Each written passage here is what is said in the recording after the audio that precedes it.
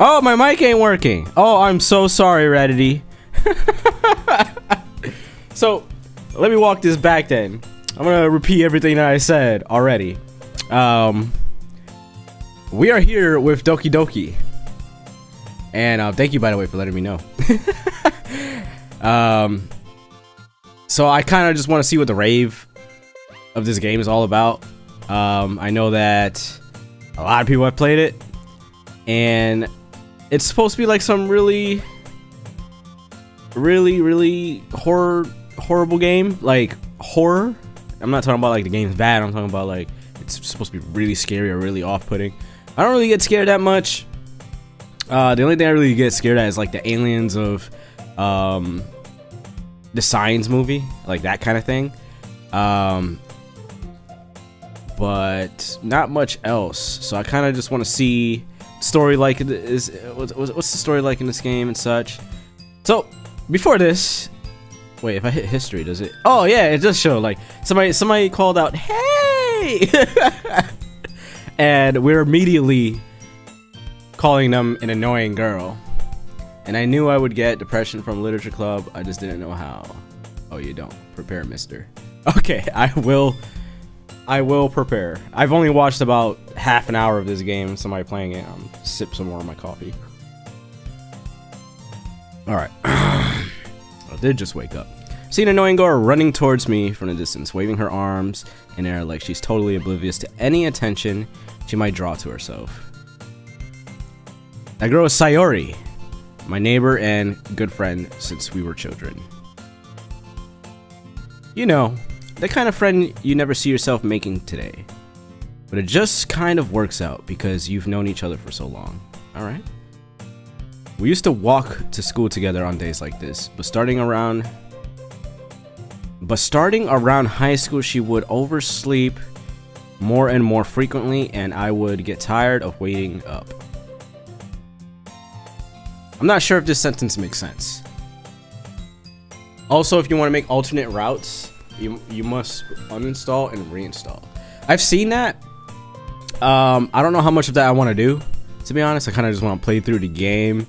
But if there's more stuff, like if there's if it changes something like significant, I don't know, like if it's actual story stuff that is new that continues if you restart, then I might do it. But I don't want to like restart it just to retcon what I've done. Oh, you will want, okay. But if she's going to chase me after if she's going to chase after me like this, I feel better off running away. However, I just sigh and idle in front of the crosswalk and let Sayori catch up to me.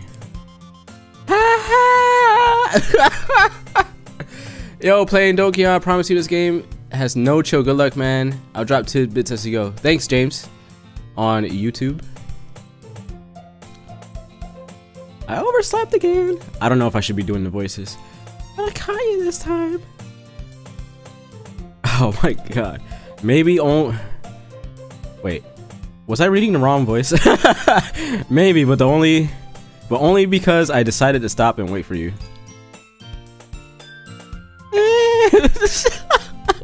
You say that like you're thinking about ignoring me. That's mean, Lulu. Well, if people stare at you for acting weird, then I don't want to think... I don't want them to think we're a couple or anything. I'm sorry, it's really hard to read this with the pattern in the background. I get cross-eyed when there's shit like this. If you try to restart through the new game button, you will get some weird shit, such as one of the characters going through your computer and finding out your name and your recording. Oh, that's interesting. Fine, fine. But you did wait for me after all. I guess you don't have it in you to be mean, even if you want to. She's so happy now. Whatever you say, Sayori. We cross the street together and make our way to school. As we draw near, the street becomes increasingly speckled with other students making their daily commute. By the way, Lulu, have you decided on the club to join yet? A club? I told you already I'm not really interested in joining any clubs. I haven't been looking either. That's not true. You told me you would join a club this year. Did I? See, I feel weird being Lulu in my own voice because I feel like I would actually say that. Like, I feel like I would actually respond in that way. It's already fucking with me. It's already doing it. It's already doing it, guys. I'm sure it's possible that I did in one of our many conversations where I dismissively go along with whatever she's going on about. Or maybe it was another timeline and you've just been time traveling this whole time. Sayori likes to worry a little too much about me when I'm perfectly content just getting by on an average while spending my free time on games and anime. I don't know how she would say that. So I'm just gonna say it like that. I was talking to you about how I'm worried that you won't learn how to socialize or have any skills before college. Your happiness is really important to me, you know. And I know you're happy now, but I sound like Mickey. But I die at the thought of you becoming a NEET in a few years because you're not used to the real world. You trust me, right? Don't make me keep worrying about you. Alright, alright. I'll look at a few clubs if it makes you happy. No promises, though. Will you at least promise me you would try a little? Yeah, I guess I'll promise you that. Yay! Oh, this is great. Why do I let myself get lectured by such a carefree girl? More than that, I'm surprised I even let myself relent to her. I guess seeing her worry so much about me makes me want to ease her mind at least a little bit, even if she does exaggerate everything inside her head. I gotta say, guys, the music is 10 out of 10. She legit detects such things as OBS. It says hello internet. I shot myself reminding myself. Lulu? Yeah, that's the name I put for myself. Bro, what? This is the boring part. After you meet all them boobies, you will first get raped in the closet and the weird shite begins. Alright, alright. Don't spoil too much for me, alright? This whole game is a massive Kobayashi Maru. Fuck a literature club, grab an after school job, and buy a car, Doki Doki Money Club. That's what I'm saying, dog. I never did clubs. Actually, I did chess club in middle school. But in high school, I didn't do any clubs. I worked. So I feel you on that. The school day is ordinary as ever, and it's over before I know it. After I pack up my things, I stare blankly at the wall looking for an ounce of motivation. Clubs. So everyone wants me to check out some clubs. I guess I have no choice but to start with the anime club. Psh, I'm down with that. Hello? Hello? Hello? Sayori. Sayori must have come into the classroom while I was spacing out. I look around and realize that I'm the only one left in the classroom. I thought I'd catch up. I thought I'd catch you coming out of the classroom, but I saw you just sitting there spacing out, so I came in. Tell me if the voice I'm doing for her is annoying or not. I could just read it as my own voice. Honestly, you're even more... excuse me. Honestly, you're even worse than me sometimes. I'm impressed. You don't need to wait up for me if it's going to make you late for your own club. Well, I thought you might need some encouragement, so I thought, you know. Alright, I'll see you. Know what? Well, that you could come to my club. I knew it! It was ulterior motives the whole time. That's usually what happens. Oh, you thinking about joining a club? You should probably join a club. Later, join my club. That's how it is. That's how it always is. Sayori. Yeah? There's no way I'm going to your club. Meanie. Sayori is the vice president of the literature club. Not that I was ever aware that she had any interest in literature. See, the stuff I saw about this game, she was like mean as hell. So this is kind of weird that she's like, you know, like really nice right now. In fact, I'm 99% sure she only did it because she thought it would be fun to help start a new club. So she was the first one to show interest after the one who proposed the club. She inherited the title vice president. That said, my interest in the literature is guaranteed to be even less. Yeah, I'm going to the anime club. Come on, please. Why do you care so much anyways? Well, she just wants to be with you, dog. I kind of told the club yesterday I would bring in a new member. Oh, is that what you meant by well? And Natsuki made cupcakes and everything. Sorry, you're a manipulative bitch. She's laughing at you saying that. Don't make any promises you can't keep. I can't tell if Sayori is really that much of an airhead, or if she's so cunning as to have planned all of this out. That's a hard one. She kind of just seems like an airhead to me, though. I let out a long sigh. Fine, I'll stop by for a cupcake, okay? Yes, let's go! She's so happy. And thus today marks the day I sold my soul for a cupcake. Didn't we all sell our souls to cupcakes? My little Twitch family. I dejectedly follow Sayori across. Okay. Get back to reading. Right, okay. I dejectedly follow Sayori across the school and upstairs. A section of the school I rarely visit, being generally used for third year classes and activities. I was never good at reading, like, in class in front of everybody. Sayori, full of energy, swings open the classroom door. Everyone in the member is here! Oh, I'm already a member. I'm not just checking out the club. I'm already a member. I told you, don't call me a new member. It's me. It's me. This character's me.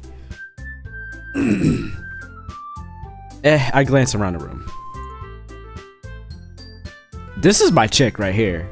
Girl 1. I forgot what her name was. I don't know, like, I've been doing this one voice this whole time. I don't know what voice I should do for her. Welcome to the literature club. It's a pleasure to meet you. Sorry. Sayori always says nice things about you. Seriously, you brought a boy? Oh, this is a different girl. This is not even Sayori. This is the mean one. Not cupcakes. I'm a bitch for some cheesecake. I'll murk someone for some cheesecake. Whoa. Oh, I'm telling you, dog. I'm looking at the mic when I should be looking at the camera, but that's how you got me right now talking about cheesecake. I slurp all over cheesecakes, man. That sounds really bad, actually. But I guess she was kind of just have like the high-pitched Sundari voice, I guess. Seriously? You brought a boy? I don't know. I can't do it. Way to kill the atmosphere. Oh, Lulu! What a nice surprise. Welcome to the club. Pause. All words escape me in this situation. This club is full of incredibly cute girls. What are you looking at? If you want to say something, say it. Sorry. Natsuki. Okay, so now her name is Natsuki. The girl with the sour ass whose name is apparently Natsuki is one I don't recognize. Oh, you recognize everybody else but her. Okay. Her small figure makes me think she's probably a first year. Or maybe she's just petite. She is also the one who made the cupcakes, according to Sayori. You can just ignore her when she gets moody. Sayori says that quietly in my ear, then turns back towards the other girls. Anyway, this is Natsuki, also full of energy.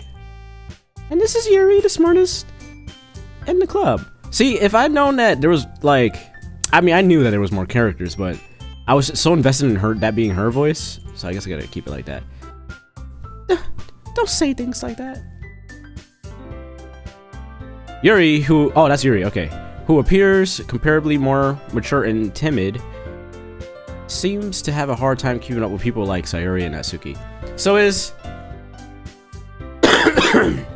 You gotta make some dumbass skip for school. Do it up, man. Make sure you do good in school. So, mature He's obviously probably just talking about body, right? Because if you're timid, your personality wouldn't really seem mature.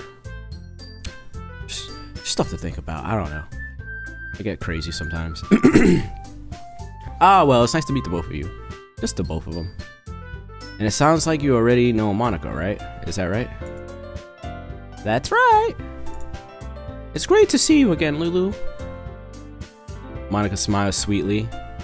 That is definitely a sweet smile. We do know each other well. We rarely talk, but we were in the same class last year. Monica was probably the most popular girl in class. Smart, beautiful, athletic. Basically completely out of my league. So having her smile at me so genuinely feels a little...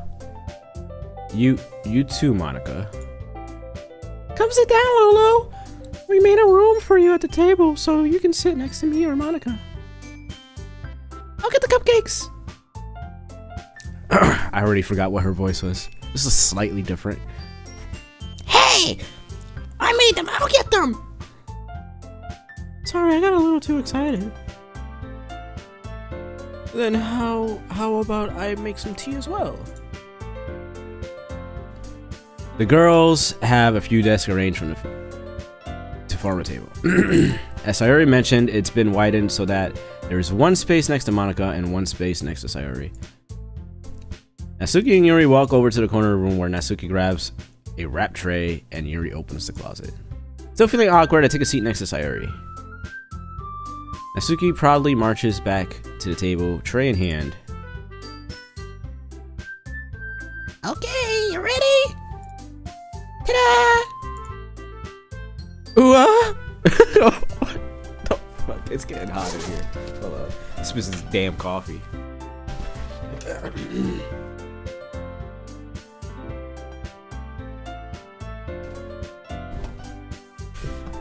And as I say that, I'm gonna drink more coffee. Natsuki. Oh no, this is like it's like her talking. Natsuki lifts the foil off the tray to reveal a dozen white fluffy cupcakes decorated to look like small cats. The whiskers are drawn with icing and little pieces of chocolate were used to make ears. So cute! I had no idea you were so good at baking, Natsuki. You know. Just hurry up and take one. So he grabs one first, then Monica, I follow. It's delicious. Sayori talks with her mouth full and has already managed to get icing on her face. That's hilarious. About to get batshit crazy. Oh. I turn the cupcake around in my fingers, looking for the best angle to take a bite. Well, James on YouTube, I just thought of something. Cheesecake, yeah, I agree. But these are high school, I guess, right? These are high school girls. They're not gonna be making cheesecake at the school. At least I don't think so, right?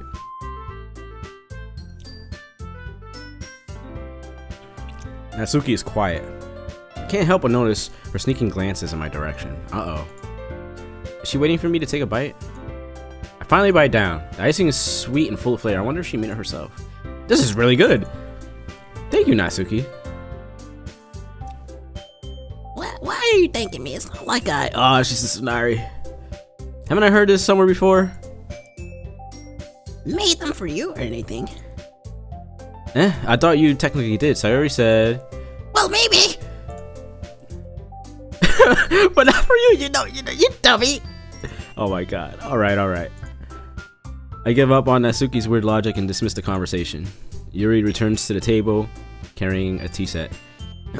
She carefully places the teacup in front of each of us before setting down the teapot next to the cupcake tray. Man, how long am I gonna have to go through this reading like this?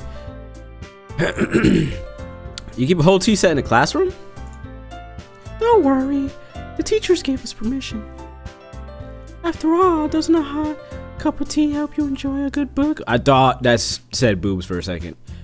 I guess. Oh, fuck, what was her voice? Don't let yourself get intimidated, Yuri's. Don't let yourself get intimidated. Yuri's just trying to impress you. Let's not. Insulted Yuri looks away. I mean that, you know. I love Yuri. I believe you. Well, tea and reading might not be a pastime for me, but at least I enjoy tea. I'm glad. Yuri faintly smiles to herself in relief. Monica raises an eyebrow, then smiles at me. So, what made you consider the literature club? I was afraid of that question. Something tells me I shouldn't tell Monica that I was practically dragged here by Sayori. Well, I haven't joined any clubs yet. Sayori seemed really happy here, so that's okay. Don't be embarrassed. Well, make sure you feel right at home, okay?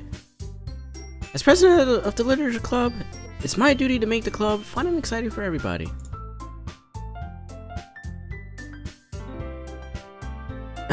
Nah, bro, I gotta take that literature club field trip to the Cheesecake Factory. They bag at least 5 people off of that. Yo, you're right, man. You're actually right. You planning on doing the whole game today? Probably not. I don't know how long the game is, but I've got maybe 3 hours left of stream time, so I guess depending on how long the game is, I don't know if that says how much time I have. Monica, I'm surprised. How come you decided to start your own club? You could probably be a board member for any of the major clubs. Weren't you a leader of the debate club this year? You know, to be honest, I can't stand all the politics around the major clubs. It feels like nothing but arguing about the budget and publicity and how to prepare for events. I'd much rather take something I personally enjoy and make something special out of it. And if it encourages others to get into literature, then I'm fulfilling that dream. Monica really is a great leader. Yuri also nods in agreement. Then I'm surprised there aren't more people in the club yet. It must be hard to start a new club. You could put it that way. Not many people are very interested in putting all the effort to start something brand new. That is true, especially when it's something that doesn't grab your attention like literature. You have to work hard to convince people that you're both fun and worthwhile. But it makes school events like festivals that much more important. I'm confident that we can all really grow this club before we graduate. Right, everyone? Yeah! Jesus Christ. And phone calls and shit. We'll do our best. Oh, that's the wrong voice. We'll do our best. You know it! Eventually enthusiastically agrees. Everyone enthusiastically agrees. Such different girls, all interested in the same goal. Monica must have worked really hard to find these 3. But what she's saying is right about like everything. Like it's like even Twitch and stuff. Like it's hard. Like it's hard to get people excited about something and to like try to convince them that you are good. That you are cool, you know. And then it makes events all the more important. Like when you do like giveaways and such like that. It's like the same. It's like hand in hand here. I like it. Monica must have worked really hard to find these 3. Maybe that's why we're all so delighted by the idea of new members joining. Though I still don't really know if I can keep up with their level of enthusiasm about literature. So Lulu, what kinds of things do you like to read? Well, considering how little I've read the past few years, I don't really have a good way of answering that. Also, I'm also here. What's up, cousin Larry? How you doing? Manga. Or manga. I don't know. I pronounce it manga. I don't know. I muttered quietly to myself, half joking. Natsuki. Oh, by the way, guys. Real quick. Twitch.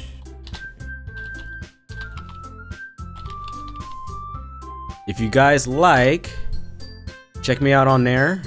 I've reached 100 followers on there. I'm going to be doing a giveaway soon.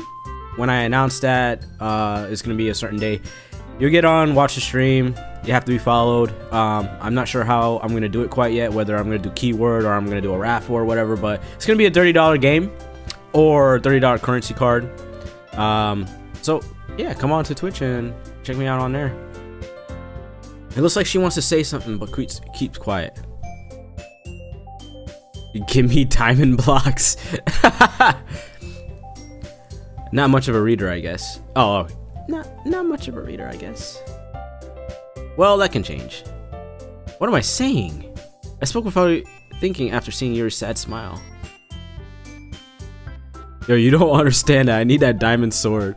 Is that something you can buy in like Minecraft? You could just like microtransaction diamond blocks. But it's 4 hours for all endings and secrets. Okay. Anyway, what about you, Yuri? Well, let's see. Yuri traces the rim of her. Oh, okay. I did not. Okay. Teacup with her finger. I was gonna, because all I saw was Yuri traces the rim with her fingers. I just. Anyways, let's just keep going. My favorites are usually novels that build deep and complex fantasy worlds. The level of creativity and craftsmanship behind them is amazing to me. And telling a good story in such a foreign world is equally impressive. Yuri goes on, clearly passionate about her reading. She seems so reserved and timid since the moment I walked in, but it's obvious by the way her eyes light up that she finds her comfort in the world of books, not people. I'm gonna get her comfortable with me, you know what I'm saying? He is my actual cousin, and despite his existence. Ooh, who's your cousin?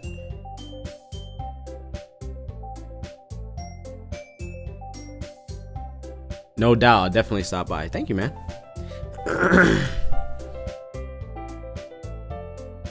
I didn't know that you could just buy diamond materials as if they were microtransactions. Wow. Holy crap. But you know, I like a lot of things. Stories with deep psychological elements usually immerse me as well. Isn't it amazing how a writer can deliberately take advantage of your own lack of imagination to completely throw you for a loop? Anyway, I've been reading a lot of horror lately. Ah, I read a horror book once. I just really grasped something I can relate to at a minimal level. This is like me. Like, this is like I guess this is like anybody. This is like relatable as fuck. You're trying to make friends. You're trying to look cool, and you're just grasping like, what can I relate to here? What can I say? And you usually just end up like saying I like a bunch of times and looking stupid. But at this rate, Yuri might as well be having a conversation with a rock. Okay. I already forgot what her voice was. Really? I would have expected that, Yuri. For someone as gentle as you. I guess you could say that. But if a story makes me think, or takes me to another world, then I really can't put it down. Surreal horror is often very successful at changing the way you look at the world, if only for a brief moment. Ugh, I hate horror. Okay, that's a way better voice for her. Even if, I forgot what it was last time. Oh, why is that? Well, I just...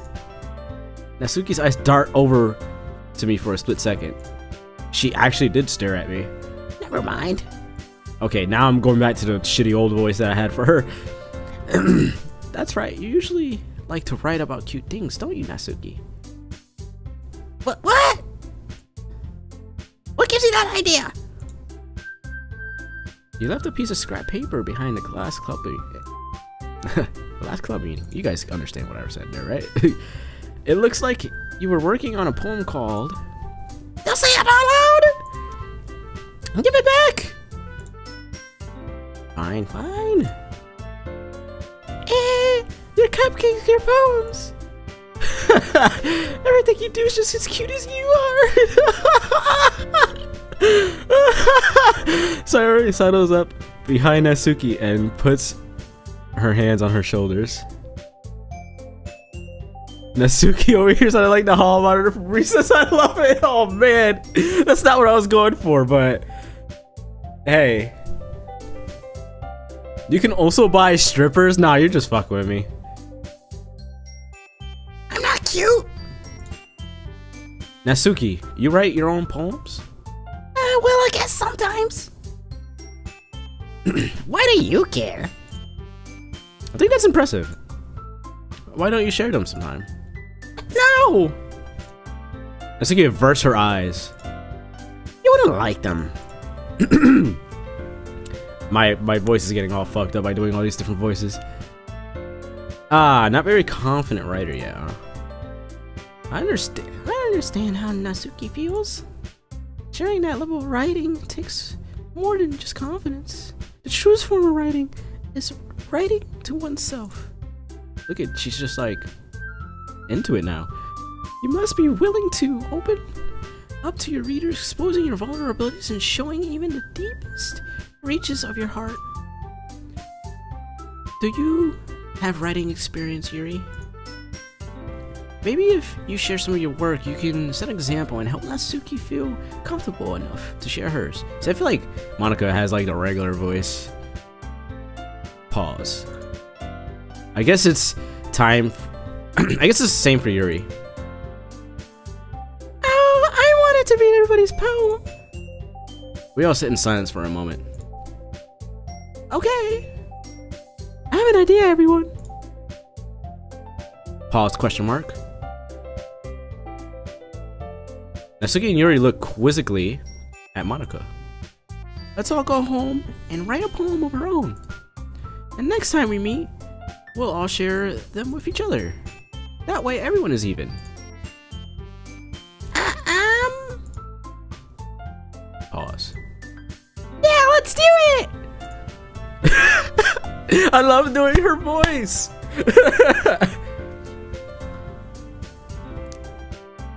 Back off. No, you. Piss off. You're so fat, you sneeze. Oh my god, you guys actually know each other?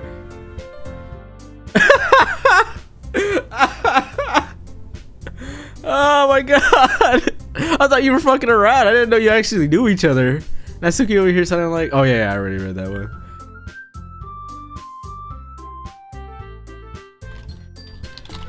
That's awesome. Alright. Plus, now that we have a new member, I think it will help us all get more comfortable with each other and strengthen the bond of the literature club. Isn't that right, Lulu? Monica smiles warmly at me once again. Hold on, there's still one problem. What's that? She's all serious now. Now that we're back to the original topic of me joining the club, I bluntly come forth with what's been on my mind the entire time. I never said I would join this club! I never did! I actually didn't. Sorry, may have just convinced me to stop by, but I never made any decision. I still have other clubs to look at, and I lose my train of thought. I tend to do that a lot as well. All four girls stare back at me with dejected eyes. But, uh-oh. She looks pissed, definitely. Everybody else is just like, why would you? She's just kind of like, whatever. But she's just like embarrassed at this point. I'm sorry, I thought. Lulu. You all. I'm defenseless against these girls. How am I supposed to make a clear-headed decision when it's like this? Did I just see somebody blink? Hold on, okay. That is, if writing poems is the price I need to pay in order to spend every day with these beautiful girls. Right. Okay, I've decided then. I'll join the literature club.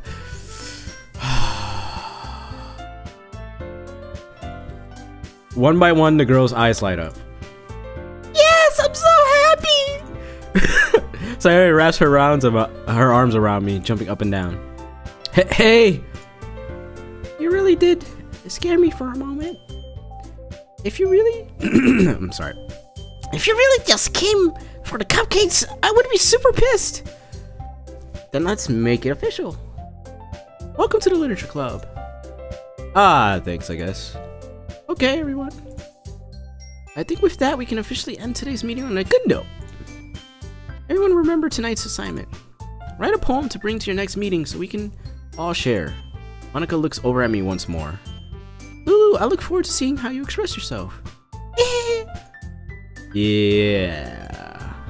Can I really impress the class star Monica with my mediocre writing skills? I already feel the anxiety welling up inside me. Guys, there was a class in high school called creative writing, and I'm a pretty good writer. But in high school, freshman year, I was pretty lazy. Like, that was my worst year. I didn't want to write shit. So I wrote some really stupid poem about Pomeranians. I'm like, it was just like, Pomeranians are cute. Pomeranians are crazy. They're so fluffy. It's funny when they run around. Like, it was just like something really stupid, like 4 words per line. And I got made fun of a lot because of that. So I feel for this guy, mediocre writing. Except, you know, I actually write pretty well, but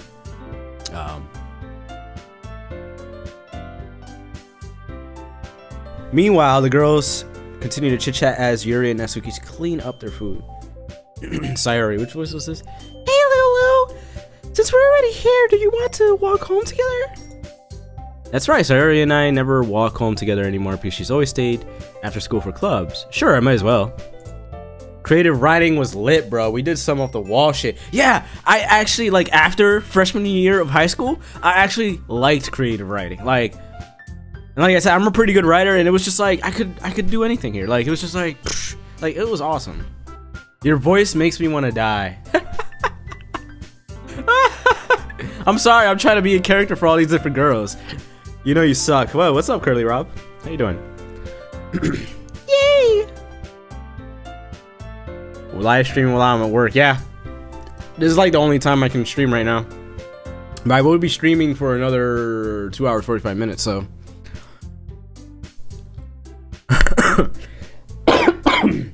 excuse me. With that, the two of us depart the club room and make our way home. The whole way, my mind wanders back and forth between the two girls. Sayori, Natsuki. Oh, 4 girls, he must have said. Yuri. And of course, Monica. Will I really be happy spending every day after school in the literature club? And it's just so cliche that you're the only dude.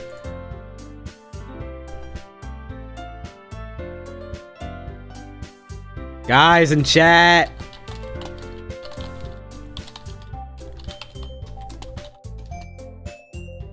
Jesus Christ. Perhaps I'll have the chance to grow closer to one of these girls. Alright. I'll just need to make the most of my circumstances, and I'm sure good fortune will find me. And I guess that starts with writing a poem tonight. It's time to write a poem. Pick words that— oh, we actually get to do stuff here. Thanks for the host Curly Rob. Oh, by the way, I don't have this open, do I? No.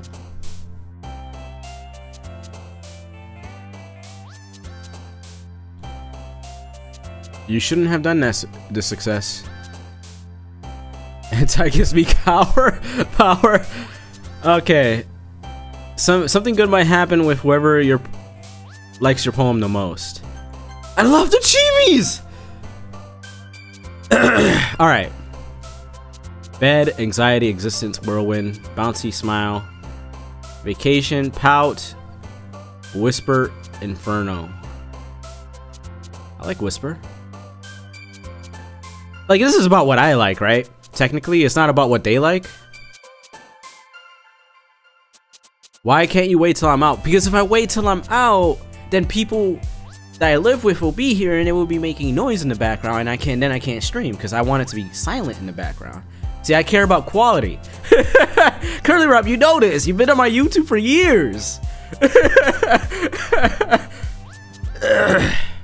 Yeah, I'm gonna do whisper. I know anxiety would probably be good for Yuri, but I feel like if I'm gonna be playing as my own character, I should probably worry about myself, right?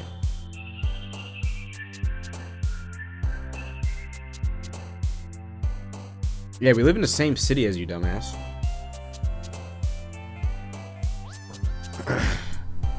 Fine. Don't worry, Curly. House got approved. House got approved, so we're gonna be moving there pretty soon. I don't know how soon yet. So I will be streaming at a more decent time. Probably instead of starting at 4, like starting at 3 or 4, is probably gonna be starting at 7 p.m. Eastern time. Have fun with the troll. Success. Got to go back to work. All right, I'll have fun definitely. All right, so this segment is pretty important, fan. The words correspond to the girls, to the observant. They could be seen as foreshadowing. Okay. I kind of like whisper. Scars, time, pleasure, electricity, grief, childhood. What does effulgent even mean? Cheeks, extraordinary, unending. Effulgent.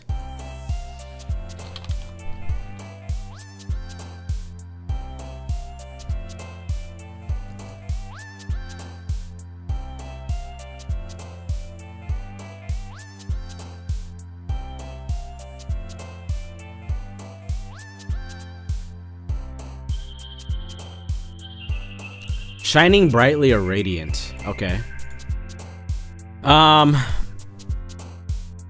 Let's do scars. Oh, do they jump because they react to it? Summer, kawaii, passion, captive, alone, memories, play, puppy, incapable, desire.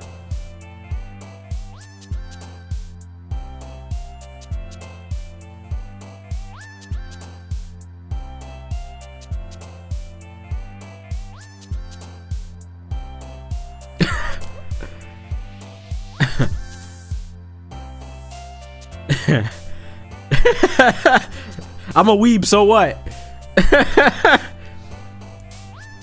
Oh, you're talking about Rattity. See, I knew Rattity was a weeb. Let's put passion. Strawberry, shopping, comfort, fluffy, peaceful, climax, games, destiny, kiss, after image. Peaceful? Oh, they're all going to her? I thought that I'm not looking for some for this chick. Cheer, amazing, misfortune, special, forgive, sing, bunny, unstable, pink rose. Is she more the emo type? What? Is she still like? What? I'm trying to like. Oh my god. Is wanton hentai considered weebish? I don't know. Heartbeat, jump, joy, melancholy. It's gotta be melancholy, right? Boop, swimsuit, spinning, covet, night groan, philosophy. I like the word covet. There you go. Ribbon, massacre, skirt. Wow, there's 20 pages to this. Ribbon, massacre, skirt, empty, pain, sticky, sweet, landscape, universe, rainbow.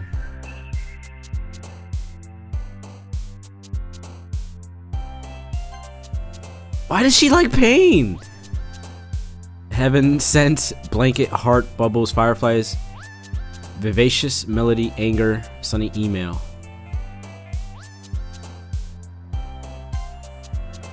Right, they're just all going to her. Fantasy, suicide, death, ocean, vanilla, treasure, tears, meager, fear.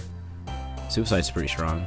She likes suicide. Insight, fickle, feather, jumpy, chocolate, love, defeat, party, laugh, promise.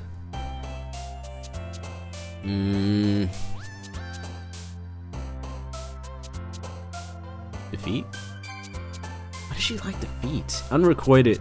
Clouds, marshmallow, vertigo, crimson, infinite, dream, milk, raindrops, lust. Lust.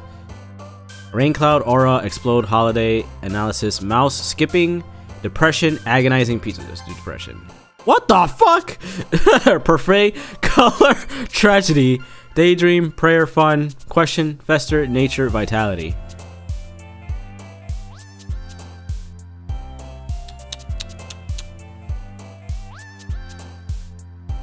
I knew it would be her. Okay, hop, intellectual, waterfall, silly, despise, lipstick, secretive. I like secretive. Don't even need to look at the other ones. Well, gotta go. See ya, Reddity. Playground, pure imagination, nibble, graveyard, sadness, lucky, cute, unrestrained, loud. Okay. Frightening, entropy, sugar, headphones, music, atone, hopeless, hope, Valentine, journey. Too frightening. Dazzle, adventure, disaster, kitty, poof, uncanny, disarray, flower, cage, giggle. Cage. Calm, broken, excitement, extreme, friends, whistle, clumsy, misery, together, peace. Man, this is long, huh?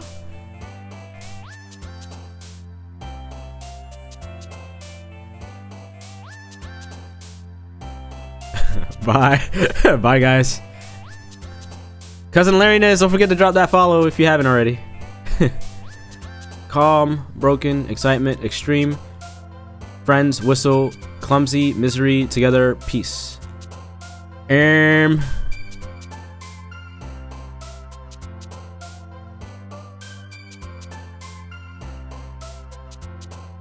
Broken? Fuck. Uncontrollable sunset. Variance, beauty, flying, lazy, hurt, socks, horror. She likes horror. Essence, sparkle, flee, wrath, hair, marriage, contamination, vibrant, portrait, disoriented. See wrath.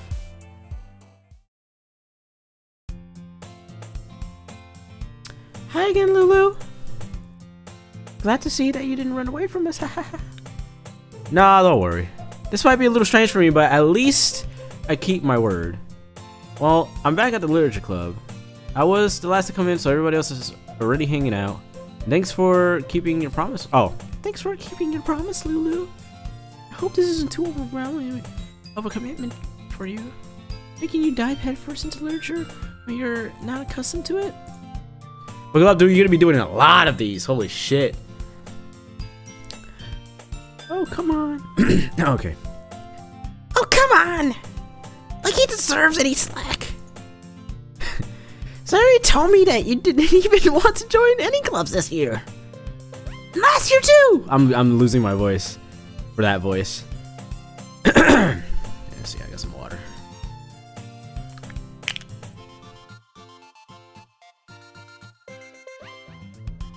Okay.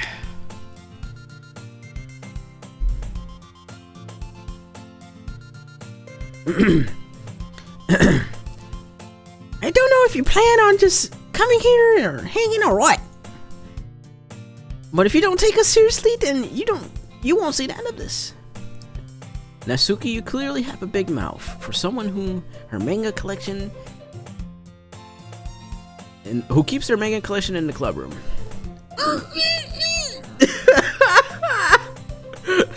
Natsuki finds herself stuck between say manga and manga. Manga's literature! I fucked that voice up. Swiftly defeated, Natsuki plops back into her seat. Don't worry, guys. Lulu always gives it his best as long as he's having fun. He helps me with busy work even without me even asking. Like cooking and cleaning my room. How dependable. Sayori, that's because your room is so messy it's distracting. And you almost set your house on fire once. Wow. That's so. You two are really good friends, aren't you? I might be a little jealous. How come you and Lulu have become great friends too? Sayori. Pause. As usual, Sayori seems oblivious to the weird situation you just put me into. Oh, you already even brought you something today, you know? Wait, Sayori. Me? Not really. Don't be shy. It's really nothing. What is it? Never mind. Oh, she got all blushy. Sayori made it sound like it was a big deal when it's really not. What do I do? I'm sorry, Yuri. I wasn't thinking. I guess that means it's just up to me to rescue the situation. Hey, don't worry about it. First of all, I wasn't expecting anything from you in the first place. So any nice gesture from you is a pleasant surprise. It'll make me happy no matter what. Is that so? Yeah, I won't make it a big deal if you don't want it to be. Alright. Well, here. Yuri reaches into her bag and pulls out a notebook. I don't want you to feel left out. So I picked out a book that I thought you might enjoy. It's a short read, so it should keep your attention even if you don't usually read. And we could, you know, discuss it if you want it. This is... How's a girl accidentally being so cute? She even picked out a book she thinks I'll like despite me not reading much. Yuri, thank you. I definitely will read this. And enthusiastically take the book. Phew. Well, you can read it at your own pace. I look forward to hearing what you think. Now that everybody's settled in, I expected Monica to kick off some scheduled activities for the club. But that doesn't seem to be the case. Sayori and Monica are having a cheery conversation in the corner. Yuri's face is already buried in a book. I can't help but notice her tense expression, like she was waiting for this chance. Meanwhile, Natsuki is rummaging around the closet. Uh-oh. Is this the closet I've heard about? Man. It looks like no one wants to be bothered today. I slumped down into the nearest desk. How am I supposed to occupy myself with something literature related by myself like this? I guess I could always read some of the book Yuri gave me, but I'm feeling a little too tired to read. I could probably fall asleep right now. I close my eyes and end up listening to Sayori's conversation with Monica. We're probably gonna really... excuse me. We're probably really gonna seem... Okay. I can't read. I can't read now. We're probably gonna seem really lame compared to all the other clubs, though. It sounds like Mickey. Well, we can't give up. The festival is our chance to show everyone that what literature's about. The problem is that the idea of literature club seems too dense and intellectual. But it's not like that at all, you know? We just need a way of showing that to everyone. Something that speaks to the creative minds. It doesn't solve the problem, though. Eh? What do you mean? Even if we come up with the most amazing... I can't... I don't know what's going on. Even if we come up with the most amazing fun thing ever. Okay, I said amazing again. Amazing did not exist there. Nobody will come in the first place if it's a literature event. So it's more important to figure out how to get people to show up in the first place, you know? And after they come, we can do the thing to speak to the creative minds. What's this? Sayori is taking this very seriously. It's rare to hear her deliberating like this. Huh? That's a good point. In that case, do you think food will do the trick? What kind? Well, I guess we could... Cupcakes! Good thinking. Natsuki would love to do that. You're right! Natsuki makes the best cupcakes! That works out perfectly. That wasn't why I suggested it. Cupcakes speak to my creative tummy. That's basically what the face that she's making. Cupcakes it is then. I'm hungry. Anyway, we still need to work out the details of the event itself. I find myself smiling. In the end, Sayori is still her usual self. But therein lies the unexpected reason I admire her. Unlike me, who has trouble finding any motivation at all, Sayori can put her mind to things and make them come to life. I suppose that's why I end up letting her get on my case about things. I can't help but wonder what it would be like to see the world through her eyes. Wow, that's really close.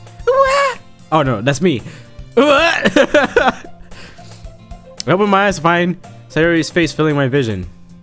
She's not even like... She's like blurry and pixelated because she's zoomed in. I nearly fall out of my chair. Sorry. Wait. Actually, I'm not sorry at all. It's your fault for sleeping like that. This isn't a napping club. Does our school have a napping club? He's like, I'm gonna switch over to there. You're staying up again, aren't you? Now that you're in the club, you're gonna have less time for anime, you know? You need to get used to it. Yo, Sayuri needs to chill, bro. Jump scare one coming at you. Was that really the first jump scare? Or are you talking about like there's gonna be one here soon?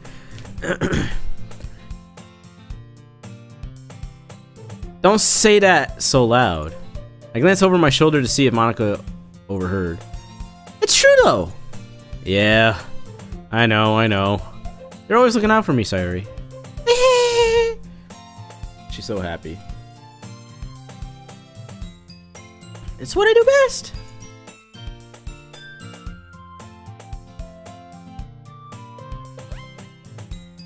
That's a problem. What about you? You look out for me better than you look out for yourself. You're still oversleeping every day, aren't you? Not every day. That's not very convincing. Oh, you're just saying how she was close. Okay. How many days this past week have you gotten up on time? It's a secret. She's like, I knew it. Come on. At least give me the benefit of the doubt. I can't even do that. Look, Sayuri, it's written all over you. Yeah? Sayuri glances around at herself. How is it written all over me?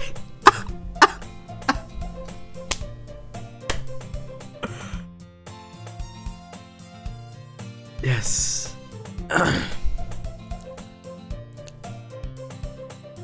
You were clearly in a rush this morning. Look, your hair's sticking out all around here.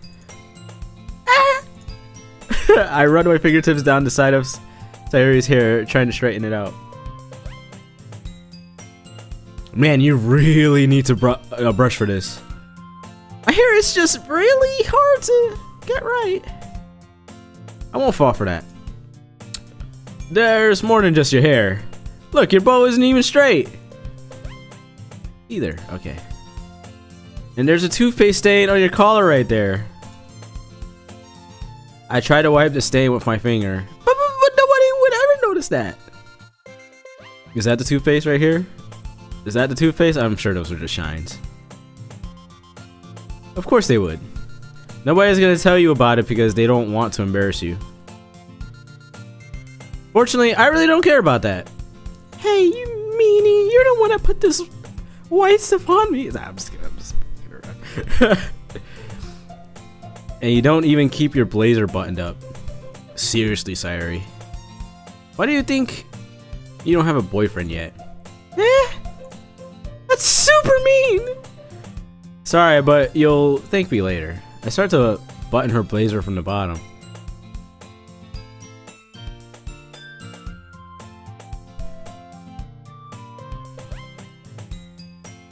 Excuse me? Do you see how close this is to her skin? Once you see how much better it looks, you'll change your mind.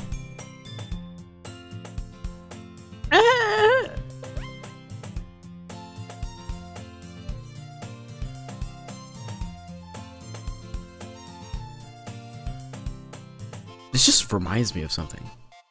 You know that feeling that you get when you're nervous around a girl and you like get this close to her, but then like she's looking at you or something? It's like when you first kiss somebody, you know? Or you have like a dance.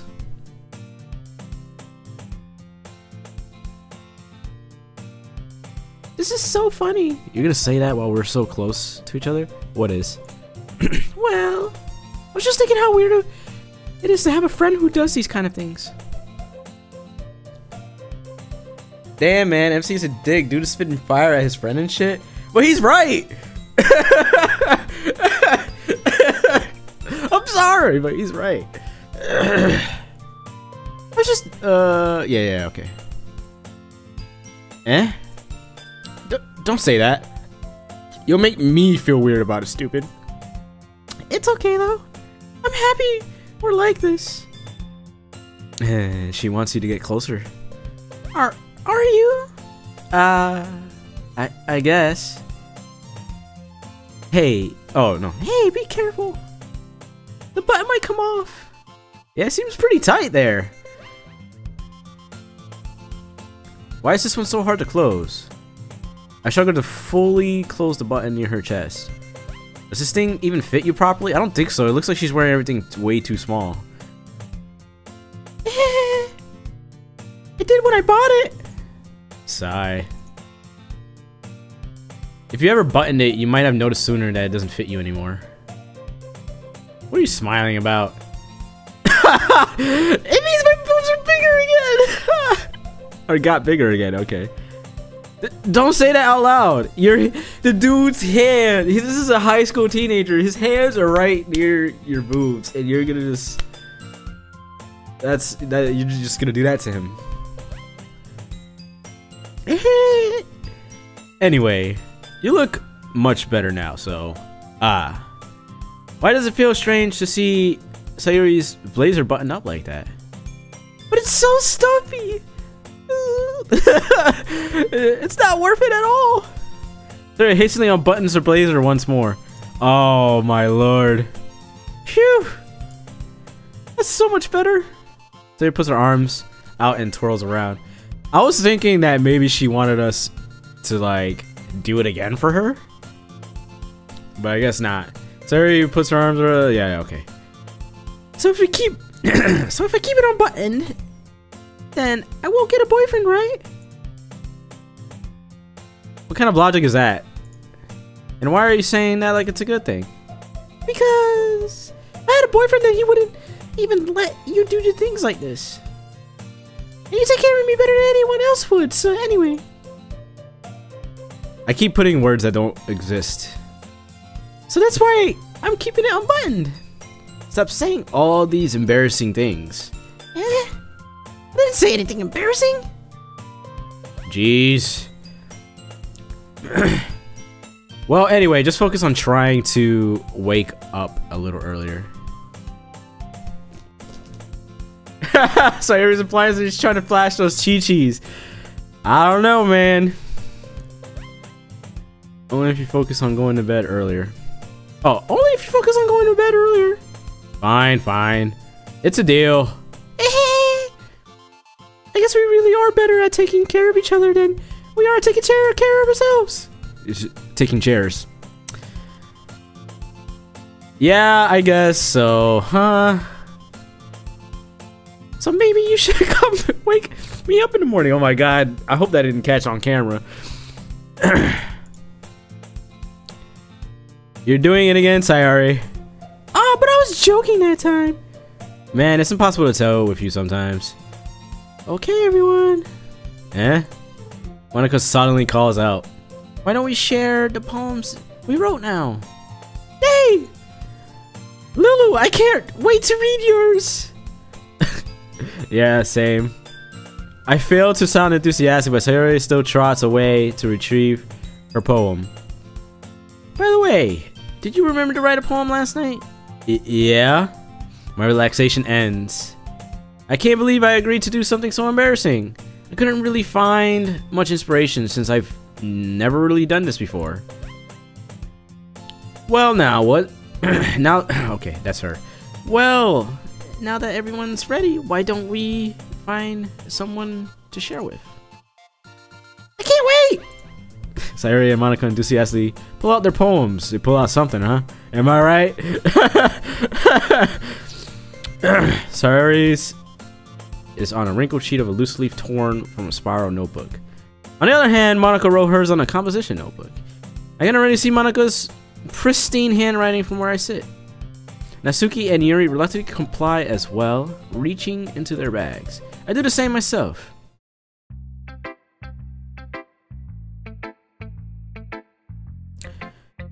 Who should I show my poem first? Does it matter? Yuri seems the most experienced, so I should start with her. I could trust her opinion to be fair.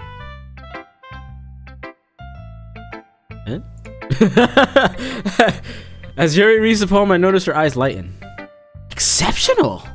Oh, it's like, Exceptional. what was that? Did I say that out loud? Yuri first covers her mouth, but then ends up covering her whole face. He's going to hate me. You really didn't do anything wrong, Yuri. She's like the girl from, The World God Only Knows. The one that's in the library. I forgot her name. I forgot most of their names, to be honest. But she was like the shy girl that always thought in her head, so she didn't speak. But the main character made it so that he can hear her inner thoughts. And that was part of the route that he was taking. I don't know if any of you have watched that anime or not, but you really didn't do anything wrong, Yuri. I guess you're right. What am I getting so nervous for? Yuri takes a breath. So, what kind of writing experience do you have? Your use of imagery and metaphors indicate you've written a lot of poetry before. Really? Oh, that's a huge compliment coming from you. This is actually my first time, really. Huh? Yuri stares at me blankly, then looks at my poem again. Pause. Well, I know that. I just meant, Yuri trails off, unable to find an excuse. She traces her finger along the words of the poem as if breaking it down more roughly. Okay. Yeah, okay. This is the reason I was able to tell. It's just that there are specific writing habits that are usually typical of new writers. And having been through that myself, I kind of learned to pick up on them. I think the most noticeable thing I recognize in new writers is that they try to make their style very deliberate. In other words, they tend to pick handwriting style separate from the topic matter, and they form-fit the two together. And the end result is that both the style and expressiveness are weakened. Once Yuri finds her train of thought, it's as if her demeanor totally changes. Her stammering is completely gone, and she sounds like an expert. Of course, that's nothing you can be blamed for. There are so many different skills and techniques that go into writing even a simple poem. Not just finding them and building them, but getting them to work together is probably the most challenging part. It might take you time, but it all comes with practice, learning by example, and trying new things. I also hope that everyone else in the club gives you valuable feedback. Azuki can be a little bit biased though. Biased how? Well, never mind. I shouldn't be talking about people like that. Sorry. It's fine. I'm not sure if Yuri is apologizing to herself, to me, or to Natsuki. Do you mind if I read your poem now? Please do! I'd love to share my thoughts and process behind it. Yuri smiles dreamily, as if that's a rare opportunity for her. Which is kind of funny. After all, isn't this supposed to be the literature club? That is true. It's very ironic. Oh god, can I read this? Ghost under the light. The tendrils of my hair illuminate beneath the amber glow. Bathing. It must be this one. The last remaining streetlight to have withstood the test of time. The last yet to be replaced by the sickening blue-green hue of the future. I bathe, calm, breathing air of my present, but living in the past. Breathing air of the present, but living in the past. The light flickers. I flicker back. Oh. Click outside the poem area to continue. Pause. I'm sorry. I have such terrible handwriting. What? I wasn't thinking that at all. But it took you a long time to read. Ah. Well, I just don't read script very often. I actually think your handwriting is pretty. It was actually pretty. That's a relief. Also, I liked the poem. I honestly did in IRL too. Even though it's short, it was really descriptive. It wasn't too short. I usually write longer poems. Not at all. I'm really glad you like it. I'll be honest. Since our first time sharing, I wanted to write something a little more mild. This girl. Something. Oh, sorry. Something easy to digest, I suppose. Are you into ghosts, Yuri? Hoo hoo. Actually, the story isn't about a ghost at all, Lulu. Really? You must have totally missed the point. Well, I suppose you did only glance over it after all. Well, remember, the poets often express their own thoughts, feelings, and experiences in their work. They usually do more than tell some story or paint a picture. In this case, perhaps the subject of a poem is only being symbolically compared to ghost. Lingering in her last remaining place of comfort, unable to let go of the past, as soon to be left with nothing. That's a lot more solemn putting it that way. I hadn't even thought of that. That's impressive. Yeah, it's nothing really. Yours was impressive too, so... Nah. If anything, I could probably learn a thing or two from you. You think so? Yeah, of course. You know, I was really nervous about doing all this. But in the end, I enjoyed it. I'm going to keep doing my best for you, Lulu. Oh, that's sweet. Me too. Alright. I really don't care about anybody else's now. Like, that was really good. And I feel like we have rapport. I guess we shall go down the list. She's looking at me and then she just looks away. Oh my goodness! This is so good, Lulu! Oh, this is gonna suck doing her voice for this whole time. Eh? I love it! I had no idea you were such a good writer. Sayuri, you must be seriously overreacting. I'm not a good writer at all. I honestly have no idea what I'm doing. Well, maybe that's why. Because I had no idea that I like either. Ah! Jeez. Your opinion is way more constructive than this. Maybe even Natsuki's. I didn't even talk to Natsuki yet. Are you sure you didn't like it just because I wrote this? Well, I'm sure that's part of it. I think I understand you better than a lot of other people, you know? So when I read your poem, it's not just a poem. It's a Lulu poem! Oh my god.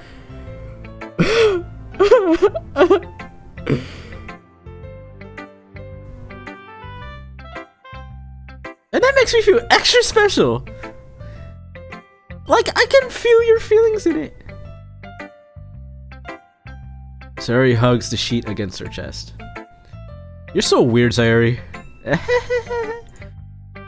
I'm really happy just that you wrote one. It just reminds me of... Is this Jamaican music? It's like reggae. It just reminds me... Oh, It just reminds me of how you're really part of the club now. Not to mention the fact that I'm standing in front of you in the club room. Well, of course. I'm not really into it yet, but it doesn't mean I'll break my promise. See? It's like you said before, Lulu. Deep down inside, you're not selfish at all, you know? Trying new things like this for other people. That's something that only you could be... Sorry. That's something that only really good people do. Thanks, Sayuri. I'm not sure if Sayuri sees the full picture of my motto here. Then again, I can't deny that she's part of the reason I joined. Knowing how much this means to her and all. Yeah. And I'm gonna make sure you have lots of fun here, okay? That way we... that will be my way of thanking you. Alright, I'm gonna hold you to that then. Yay! Now you read my poem too, right? Don't worry, I'm really bad at this. We'll see about that. Alright, let's see it. Oh, this one I can read a little bit better. Dear sunshine, my only sunshine, you make me happy when skies are gray. Let me stop. Dear sunshine, the way you glow through my blinds in the morning, it makes me feel like you miss me. Kissing my forehead to help me out of bed. Making me rub the sleepy from my eyes. Are you asking me to come out and play? Are you trusting me to wish away a rainy day? I look above. The sky is blue. It's a secret, but I trust you too. If it wasn't for you, I could sleep forever. But I'm not mad. I want breakfast.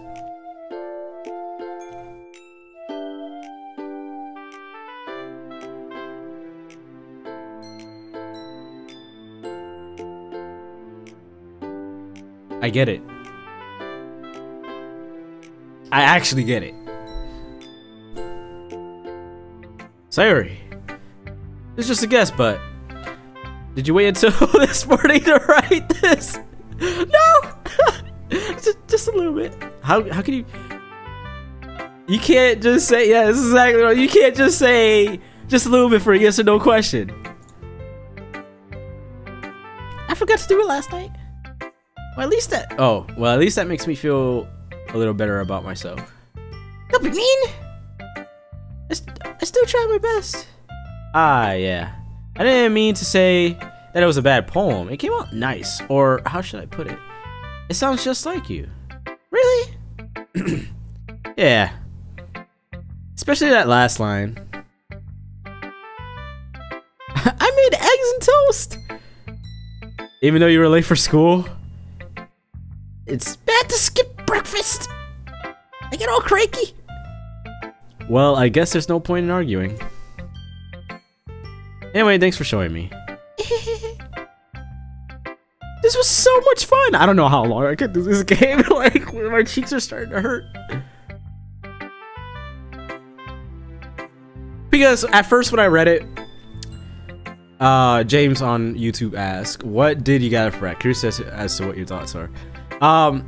The first time I read it, I thought she was more literal. I thought it was more like there was a person with her kissing her forehead and stuff. But then when I read the last line, it was like, "I want breakfast." I look through everything. And I was like, it's just, she's just personifying the sun. Now I wish I could have it in front of me again to like look through it again and give you more in depth. But it's just a simple poem about the morning, and she's just using heavy personification for sunlight. It's a little comedic with the, you know, I'm not mad. I want breakfast. Yeah. But next time, I won't forget it. And I'm gonna write the best poem ever. Is my camera a bit? Yeah, my camera's probably too dark at this point. Lighten that up.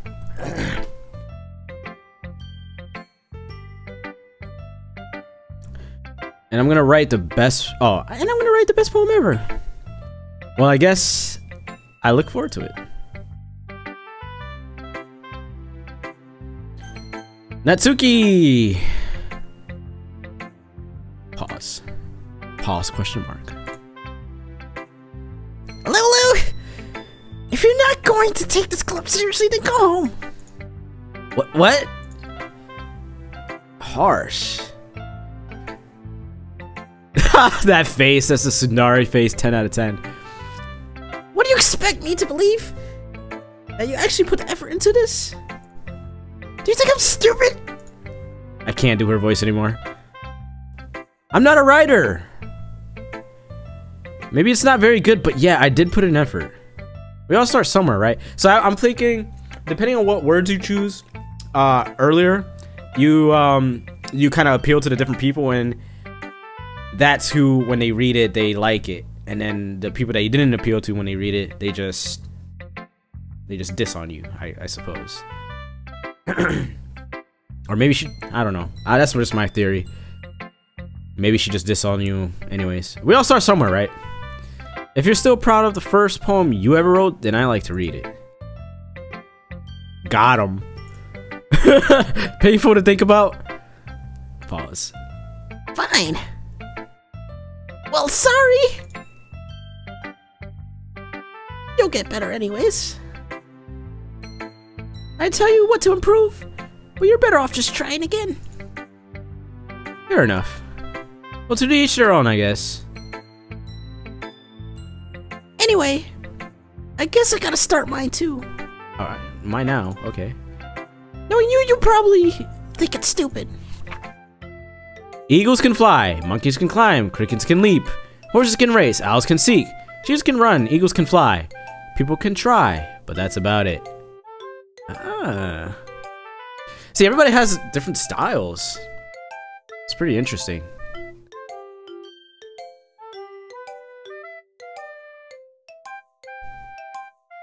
Man, I wish this was a real club.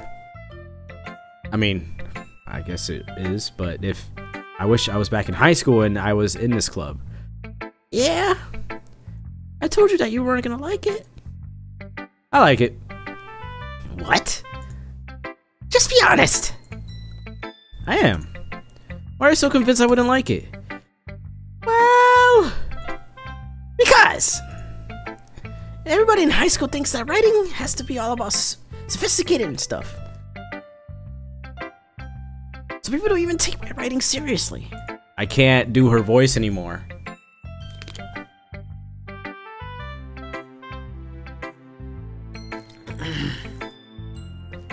But isn't the point of the poems for people to express themselves? Your writing style wouldn't make your message any less valid. Yes, exactly. I like I like when it's easy to read, but it hits you hard. Like in this poem. It doesn't even sound like her anymore. Seeing everyone around you do great things Can really be disheartening. I'm kind of just like, I don't know what her voice is anymore at this point. So I decided to write about it. Yeah, I understand. But the other nice thing about simple writing is that it puts more weight on wordplay. Like I set up for a rhyme at the end, but then made it fall flat on purpose. It helps bring out the feeling of the last line. Yeah, that's exactly what I was thinking when I was reading through it. So you did. I guess more went into it than I realized. It's kind of like a contrasty last line where everything is being comparative. This does that, this does that, this does that. And then it's like humans can try, but that is all. And it's just like, oh, that's all you can do. Like it's profound. That last line is profound.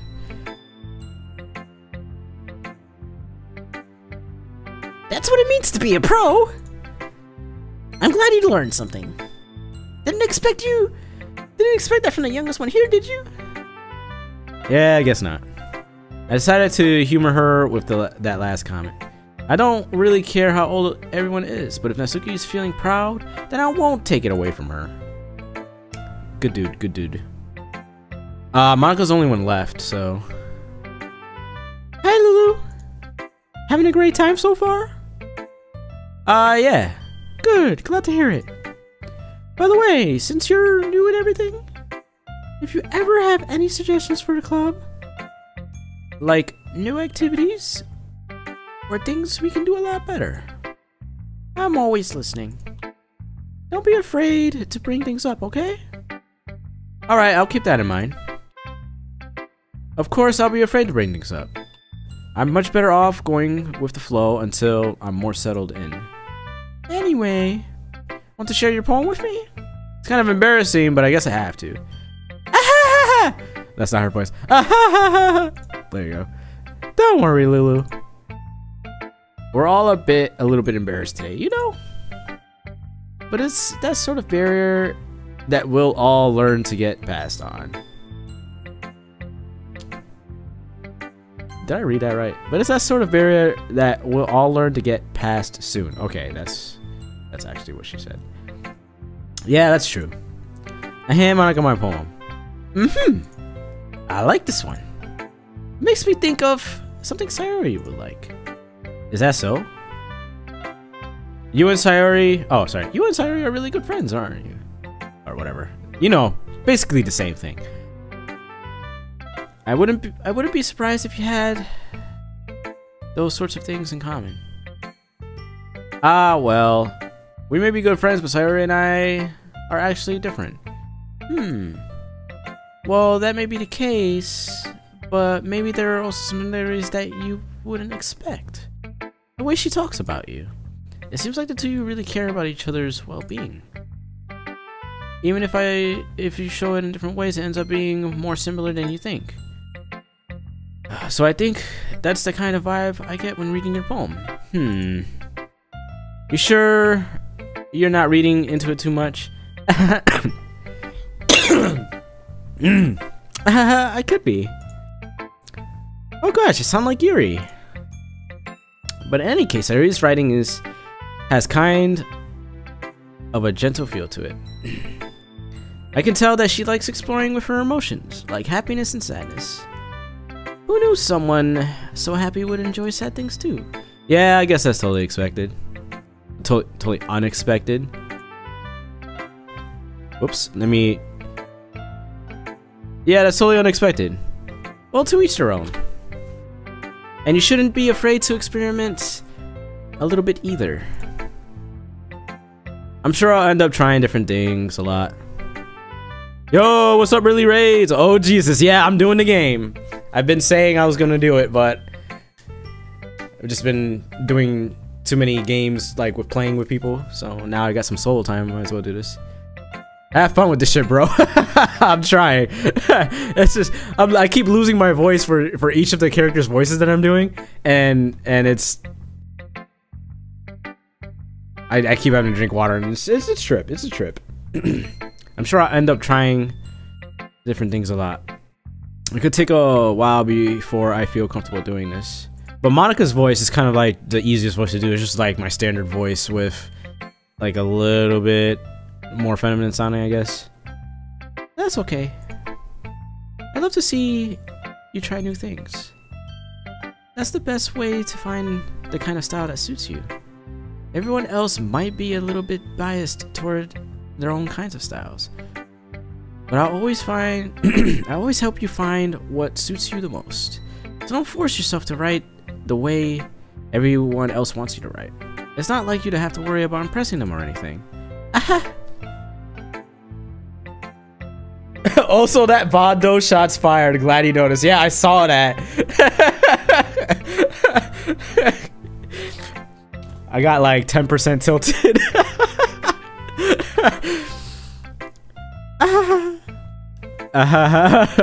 Monica's so weird. Anyway, do you want to read my poem now? Don't worry, it's not very good. You sound pretty confident for someone who claims not to be very good. Well, that's because I have to sound confident.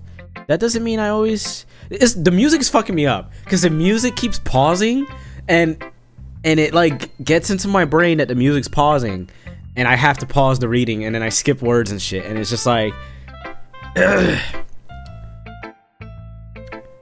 That doesn't mean I always feel that way, you know? I see. Well, let's read it then. Let's read it. Oh, it's long. Hole in the wall!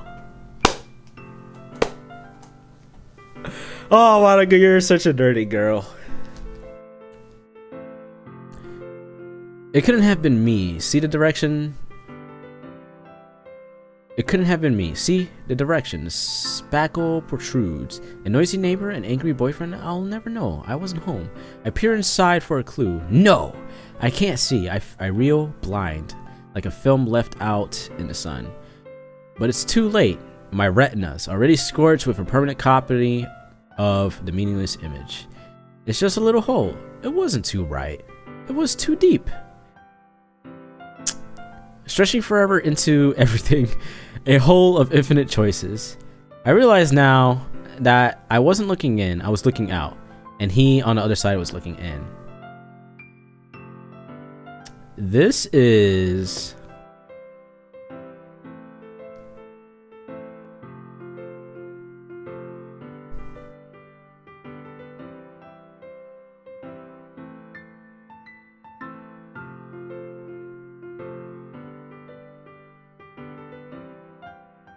interesting. But I don't really know what to say about it. So what do you think?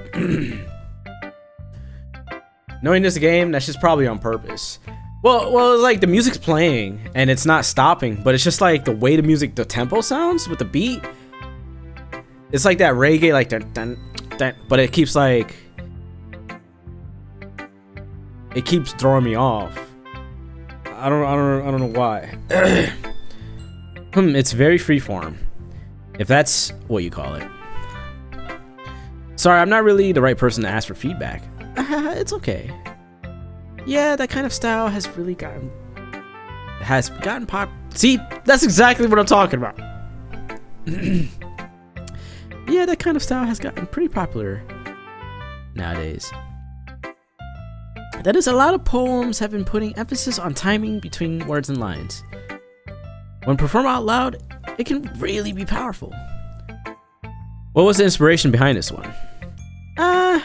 Well, I'm not sure if I know how to put it.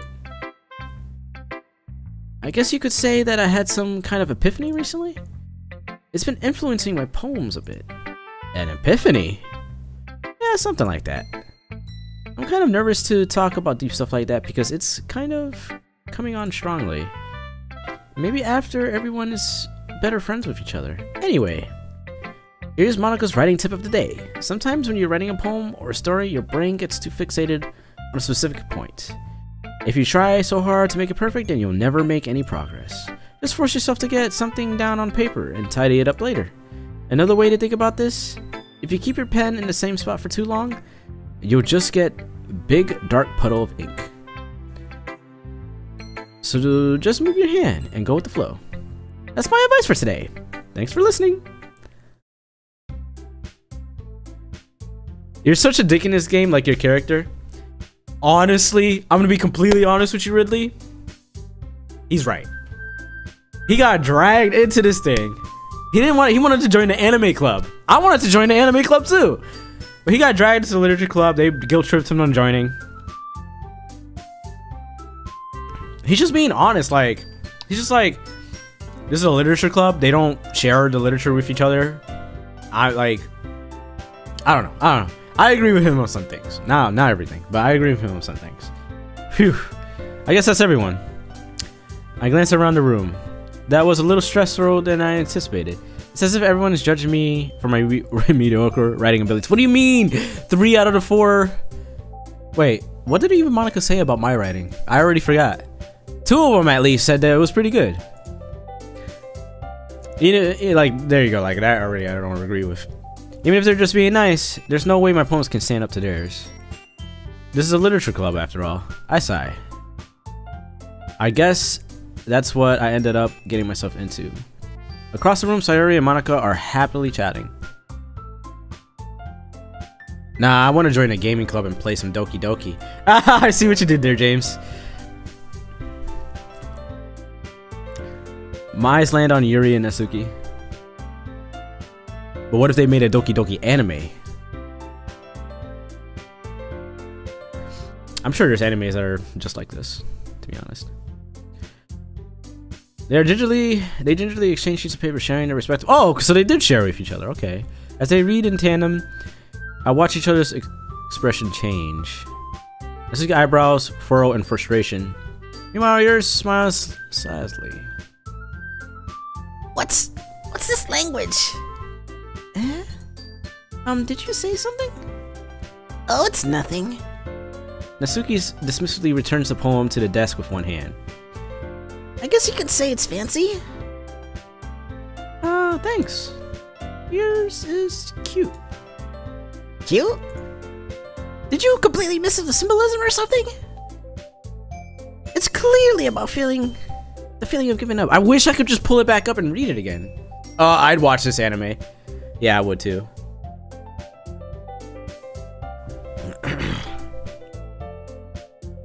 How could this be cute? I know that. I just meant the language, I guess. I was trying to say something nice. Eh?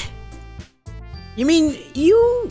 You mean you have to try that hard to come up with something nice to say? Thanks, but it didn't really come out nice. What? Excuse me? Thanks, but it really didn't come out nice at all. There you go. Okay. Well, I do have a couple suggestions. If I was looking for suggestions, I would have asked somebody who actually liked it. That doesn't make sense, Natsuki. Which people did, by the way. Sayori liked it. And Lulu did too. So based on that, I'll gladly give you some of my suggestions of my own. First of all, excuse me. I appreciate the offer, but I spent a long time establishing my writing style. I don't expect it to change anytime soon, unless of course I come across something particularly inspiring. Oh, Sayori, right? It's like I won't take any criticism from anyone except the people that liked it. Which I haven't yet. And Lou liked my poem too, you know. He even told me he was impressed by it. Uh-oh, the music stopped. She's pissed. Natsuki suddenly stands up. Oh? I didn't realize you were so invested in trying to impress our new member, Yuri. Oh, the music changed. That's not what you're just... Yuri stands up as well. Maybe you're just jealous that Lulu appreciates my advice more than he appreciates yours. Oh my god, I can't do these voices. How do you know that he didn't appreciate my advice more? Are you full of yourself? No. If I was full of myself, I would deliberately go on my way to make everything I do overly cutesy.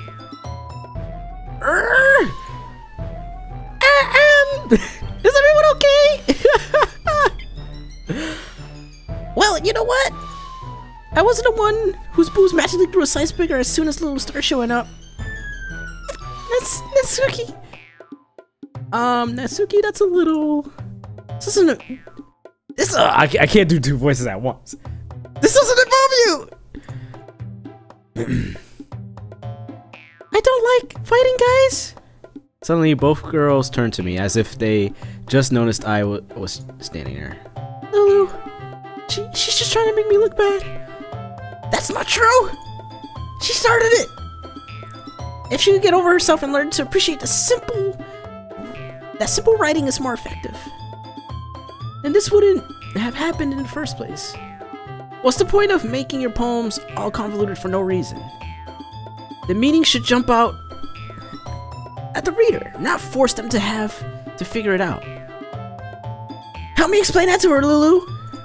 You know, I agree. I was having this conversation about Life is Strange and Life is Strange Before the Storm, and I like to watch things chronologically or play things chronologically, even though some people think that they should play it in order that it released.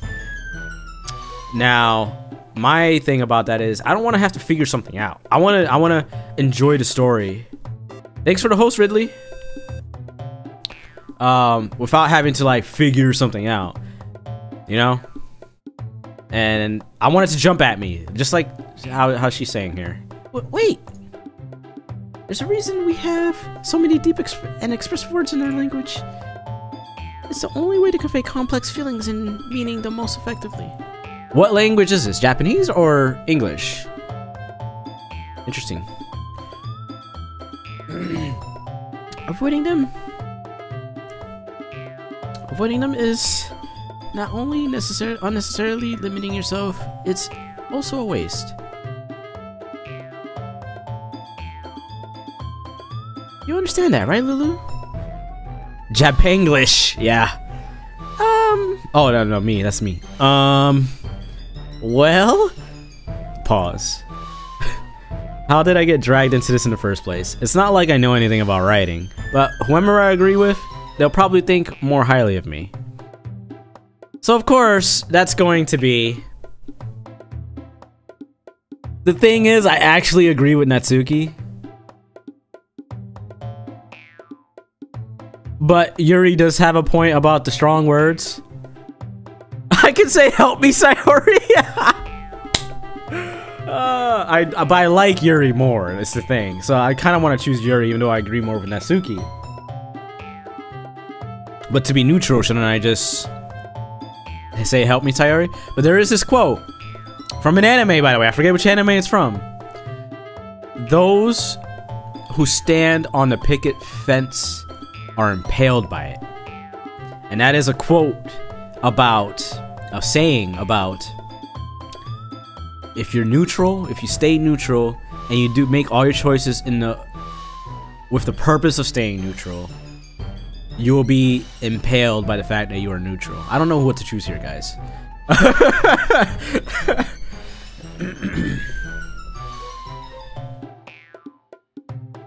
So for posterity, don't mention anything about this game to Iggy. He's playing on my stream part 2 next week.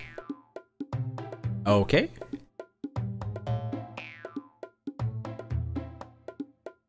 Like, what do you mean, like spoilers?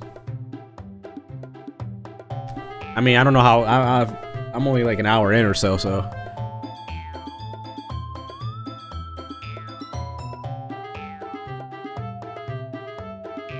I'm stuck on the screen. Here, I'm just gonna pick Yuri.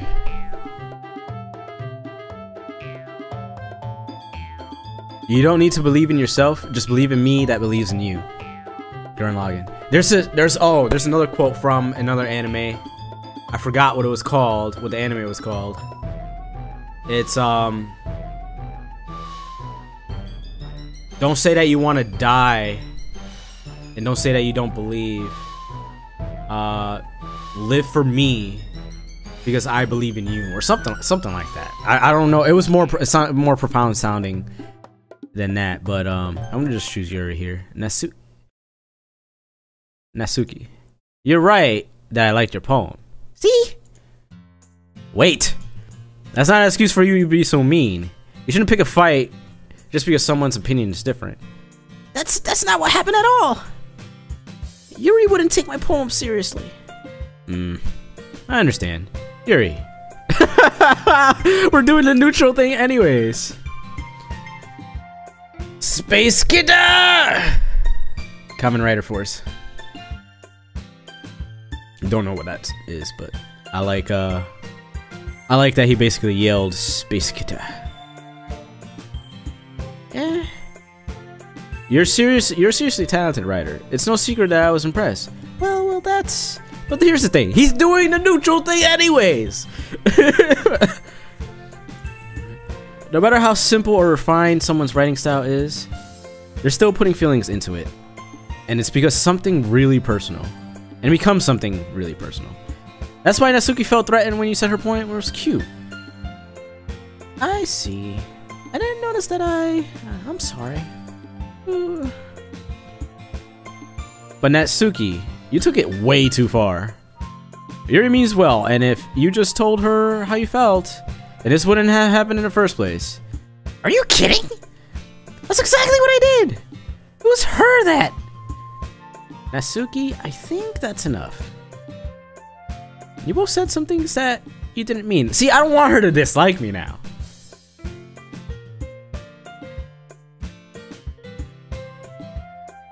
Nah, yo, Lulu's a dick.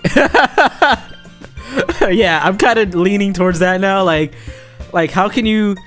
I have a thing against people that are 100% neutral. And like that quote, if you sit on a picket fence, you're impaled by it. Because if you're 100% neutral, and there's one side that's clearly wrong and one side that's clearly right, you're kind of alienating both sides. And it's just like, why do that? Why do that? I don't even know if you guys can't even probably see my hands out there. You both said some things that you didn't mean. Yuri apologized. Don't you think you should too? Nasuki clenches her fists. Yeah, I see that. Look at that. In the end, nobody has taken her side. She's trapped, at this point being defiant only because she can't handle the pressure. I end up even feeling bad for her. Sometimes when I'm hurt, it helps me to take a walk to clear my mind. Sayori, she doesn't need to... You know what? I'm going to do that. It'll spare me for having to look at your faces right now. Without warning, Natsuki snatches her own poem from her desk and storms out. Well, rip. On her way out, she crumples up the poem with her hands and throws it in the trash. Natsuki! She really didn't need to do that. I look across the room. Yuri has her chin buried in her hands while she stares down at her desk. I gently approach her and sit in an adjacent chair. Everything alright? I'm so embarrassed. I can't believe I acted like that. You probably hate me now. No, Yuri! How could anyone not have gotten frustrated after being treated like that? You handle it as well as anyone. I don't think any less of you. Well, alright, I believe you. Thanks, Lulu, you're so kind. So this is kind of like, I tested out the Steins Gate visual novel. This is kind of like this, where you're reading the whole thing. The whole time, basically. You're making like very rare choices. So yeah, I think maybe when I'm done with this, I'll do Clannad or Steins Gate, one of them. I'm thankful to have you as part of the club now. It's nothing. One more thing. Unless... Oh, sorry. That one thing that Natsuki said about, you know, I would never do anything so shameful. So, What thing did Natsuki say? Never mind that. I'm going to just make some tea. Ah, good idea. Make enough for more than one person, okay? Yeah. Okay, everybody. It's just about time for us to leave. How did you all feel about sharing your poems? It was a lot of fun! Well, I say it was worth it. It was alright, mostly. I thought she left. And by the way, she only shared her poem with Yuri, and nobody else shared their poems other than with me. So it's not like, you know... Lulu, how about you? Yeah, I'd say the same. It was a neat thing to talk about with everyone. Awesome. In that case, we'll do the same thing tomorrow. And maybe you learned something from your friends too. This music's so distracting. Maybe I should lower it.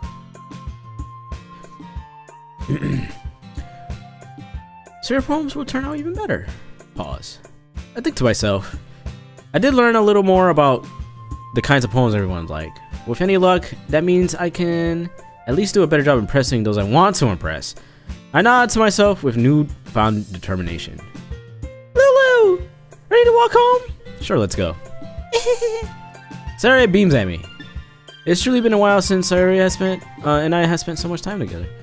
I can't really say that I'm not enjoying it either. Yeah, he kind of does seem like a dick when it comes to, you know, saying in his mind that he wants to tailor his poems to one person. I do kind of see that. It's kind of like very manipulative. Sayori, about what happened earlier. Hey, what do you mean? You know, between Yuri and Natsuki. Does that kind of thing happen often? No. That was really the first time I've seen them fight like that. I promise they're both wonderful people. You don't hate them, do you? No, I don't hate them. I just wanted your opinion, that's all. I can see why they'd make good friends with you. Phew. You know, Lulu, it's nice I get to spend time with you in the club. And I think seeing you get along with everyone makes me the happiest. I think everyone really likes you too. That's... Oh no, she's like, like really happy. Every day is gonna be so much fun. It looks like Sayori still hasn't caught on to the kind of situation I'm in. Sure, being friends with everybody is nice, but does it really need to stop there? What is he talking about? Excuse me? Well, we'll just have to see what the future holds, Sayori. I pat Sayori on the shoulders. I said that more to myself than her, but it's easy to use Sayori as an internal monologue sometimes. Okay. Yeah, let's do this. Alright, new poem making time. So what? They just got closer to each other here. Sensation, promise, ambient, essence, bubbles, empty, electricity, dazzle, aura, vertigo. Let's put ambient. Blanket, comfort, wrath, Vivacious. What the hell is vivacious? Laugh, captive, wonderful, rain cloud, friends and turning. I gotta look this up. Vivacious. Gotta expand my vivacious. My vocabulary here. Especially of a woman, attractively, lively, and animated. Okay. Vivacious is full of life. Okay. Well, I kind of should have figured that out from the Viva. Okay. That was no brainer. Raph? Okay. Def's gotta be, it's gotta be Def for Yuri. Cheer, anime, fickle, extreme, holiday, variance, giggle, sugar, judgment. It wasn't Yuri! What? She likes horror stuff. From what I gather so far. Fireworks, embrace, after image, cheeks, incongruent. Holy crap. Silly, scars, broken, flying, scars. Why is scars her? Oh, weird. It was for Sayuri. Yeah, that's what I'm saying.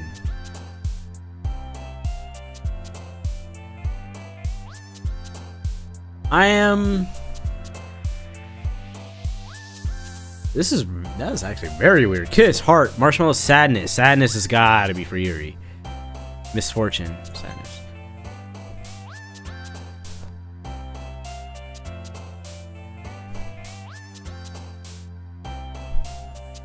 I'm trying to choose Yuri here. Does like the topic of their poem change after the first one? Graveyard's got it. Yes, graveyard for sure. Forgiveness, unstable, awesome. Skirt, suicide. I tried that last time, so that worked for Yuri. Oh, I did 2 in a row. I didn't even check. Oh, it doesn't even. Shit, I double clicked. Yo, put the pieces together. Wink, wink, wink. I flicker back. Yeah, I'm kind of getting that, but. Tragedy, Starscape, Sparkle, Chernobyl, Doki Doki. Skipping, climax, lust, shame, memories, tragedy. What? Misery, fluffy, precious, fluffy, email, crimson, incapable, portrait, horror. Yeah. Nibble, sweet, pure, hurt, prayer, disoriented, effulgent. We had that word earlier and I already forgot what it meant. Effulgent.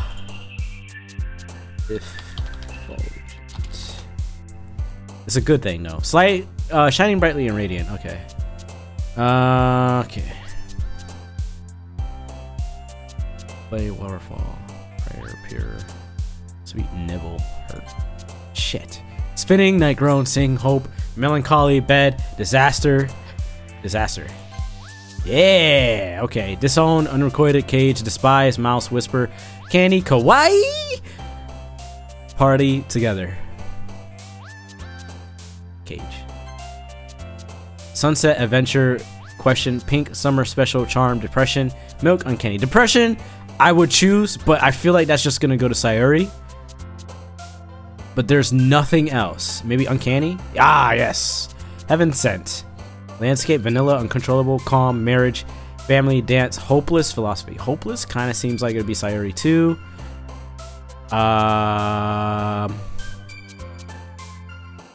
Uncontrollable? Yes. Okay. I'm getting it. I'm getting it. Nature, frightening. Gotta be frightening. Fantasy, infallible, entropy. I keep forgetting. Never mind. Rose, defeat.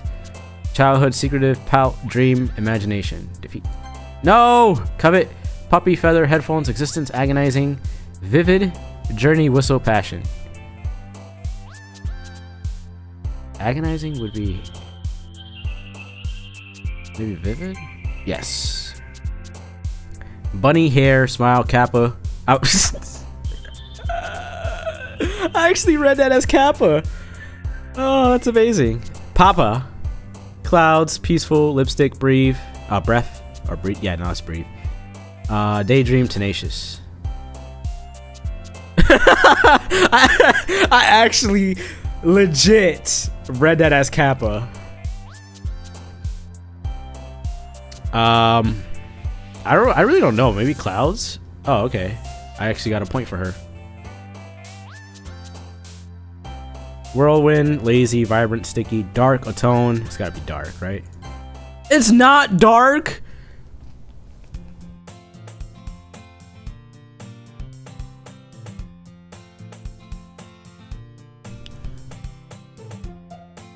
So I'm picking Sayuri, apparently. Another day passes and it's time for the club meeting already. I've gotten a little more comfortable here over the past couple days. Maybe I need to lower the music a little bit lower. Still distracting. Enter the club room. Entering the club room, the usual scene greets me. Hey, Lulu! Yo, Sayuri. Looks like you're in a good mood today. I just masturbated to you last night. Oh. No. I'm just still not used to being in the club, that's all. I'm not sure anymore if that's actually what her voice would sound like. I see. That's a pretty simple thing. It's a pretty simple thing to get you in the mood. But I guess it's always a simple thing with you always. Speaking of which, You just called her a basic bitch. I'm kind of hungry. Will you come with me and buy a snack? And she didn't even like get it. No thanks. What? Why would he just say no thanks? That's not like you at all. I have my reasons.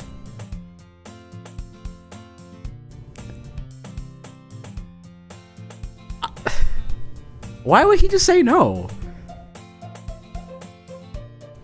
Why don't we take a look at your purse, Sayuri? Why that all of a sudden? No reason, really. I just wanted to look at it. Sayuri nervously retrieves her coin purse. She fumbles with the latch and gets it open. Then she turns it upside down and lets all the contents spill out of the desk. Only 2 small coins fall out. Oh! It all makes sense now. So he's not just like being a dick. He's just like, you're trying to get me to pay for you. That's what you're doing. I knew it. I can see right through you, Sayuri. That's not fair. How did you even know? It's simple. Let me teach you something useful. It's like, if you had enough money in the first place, you would have bought a snack before coming to the club room. So either you're not hungry or you want an excuse to take a walk.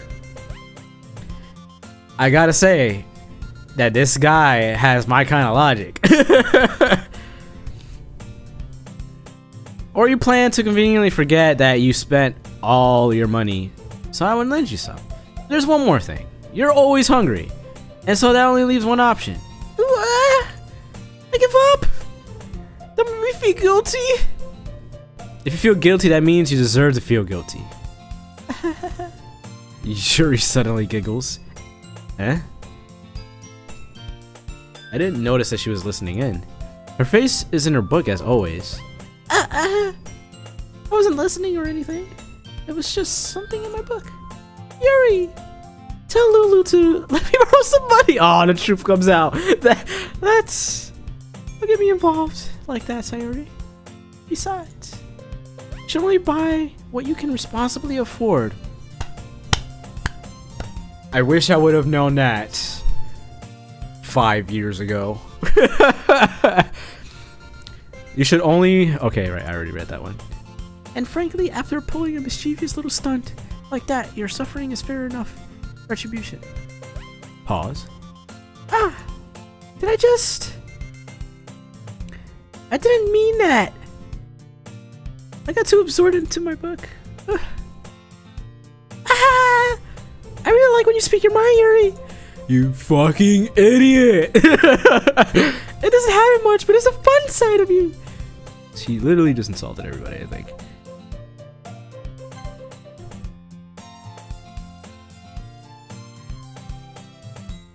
Yeah, she just insulted her. There's no way you can think that. You were right, though. I did something bad, and now I have to accept the revolution.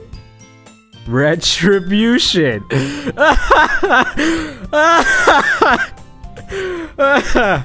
That. Still, coming from you, sorry. I guess there's a little devil inside of us after all, isn't there? Don't let her fool you. Sayuri knows exactly what she's doing. After all, she told you guys she was bringing me to the club before. Oh, Wait, did I read that wrong? Oh, okay. So don't let her fool you. Sayori knows exactly what she's doing. After all, she told you guys she was bringing me to the club before she even told me. But you wouldn't have come if it weren't for the cupcakes. So I had to trick Natsuki into making them.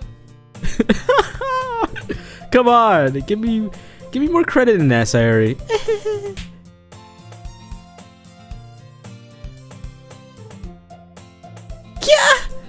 Out of nowhere, something smacks Sayori in the face and tumbles on to the desk. Oh, what was? A cookie! Sure enough, it's a giant cookie wrapped in plastic. Sayori glances around. Is this a miracle? It's because I paid my restitution. Oh my god, retribution! This is chaos. This is literally chaos. Actually, that one almost worked. I was just gonna give it to you, but then I heard you blab about the cupcakes. It was totally worth seeing your reaction, though. Natsuki, that's so nice of you. I'm so happy. Sayori hugs the cookie. Jeez, just eat it. Sayori rapidly tears open the wrapper and takes a bite. You thought God gave you a cookie? Oh my god.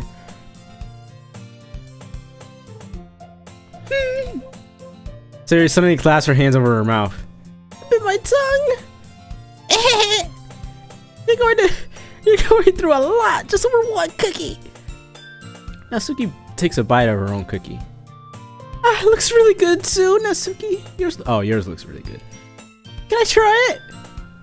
Jeez, beggars can't be choosers. But yours is chocolate. Yeah, why do you think I gave you that one? Fine.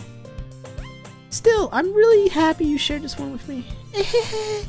Sayori gets out of her seat and goes behind Natsuki, wraps her arms around her. Jeez.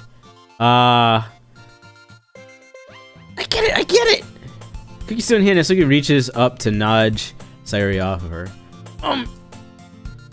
Sayori suddenly leans down and takes a bite out of Natsuki's cookie. Hey! Oh no, that's right. Hey! Did you seriously just do that? Mouth full, Sayori trots away safely. Sayori is the cutest, honestly. Yuri and I laugh as well. Jeez, you're such a kid sometimes. Monica, can you tell Sayori? Natsuki glances around. Monika's in the club room. Where's Monica anyways? Good question. Oh, good question. Oh, no. Good question. There you go. That's what it is. Have any of you heard anything about her being late today? Not me! Oh, she came back. Yeah, I haven't either. That's a bit unusual. I hope she's okay. Of course she's okay. She probably just had something to do today. She's pretty popular after all. You don't think she has a... I wouldn't be surprised. She's probably more desirable than all of us combined.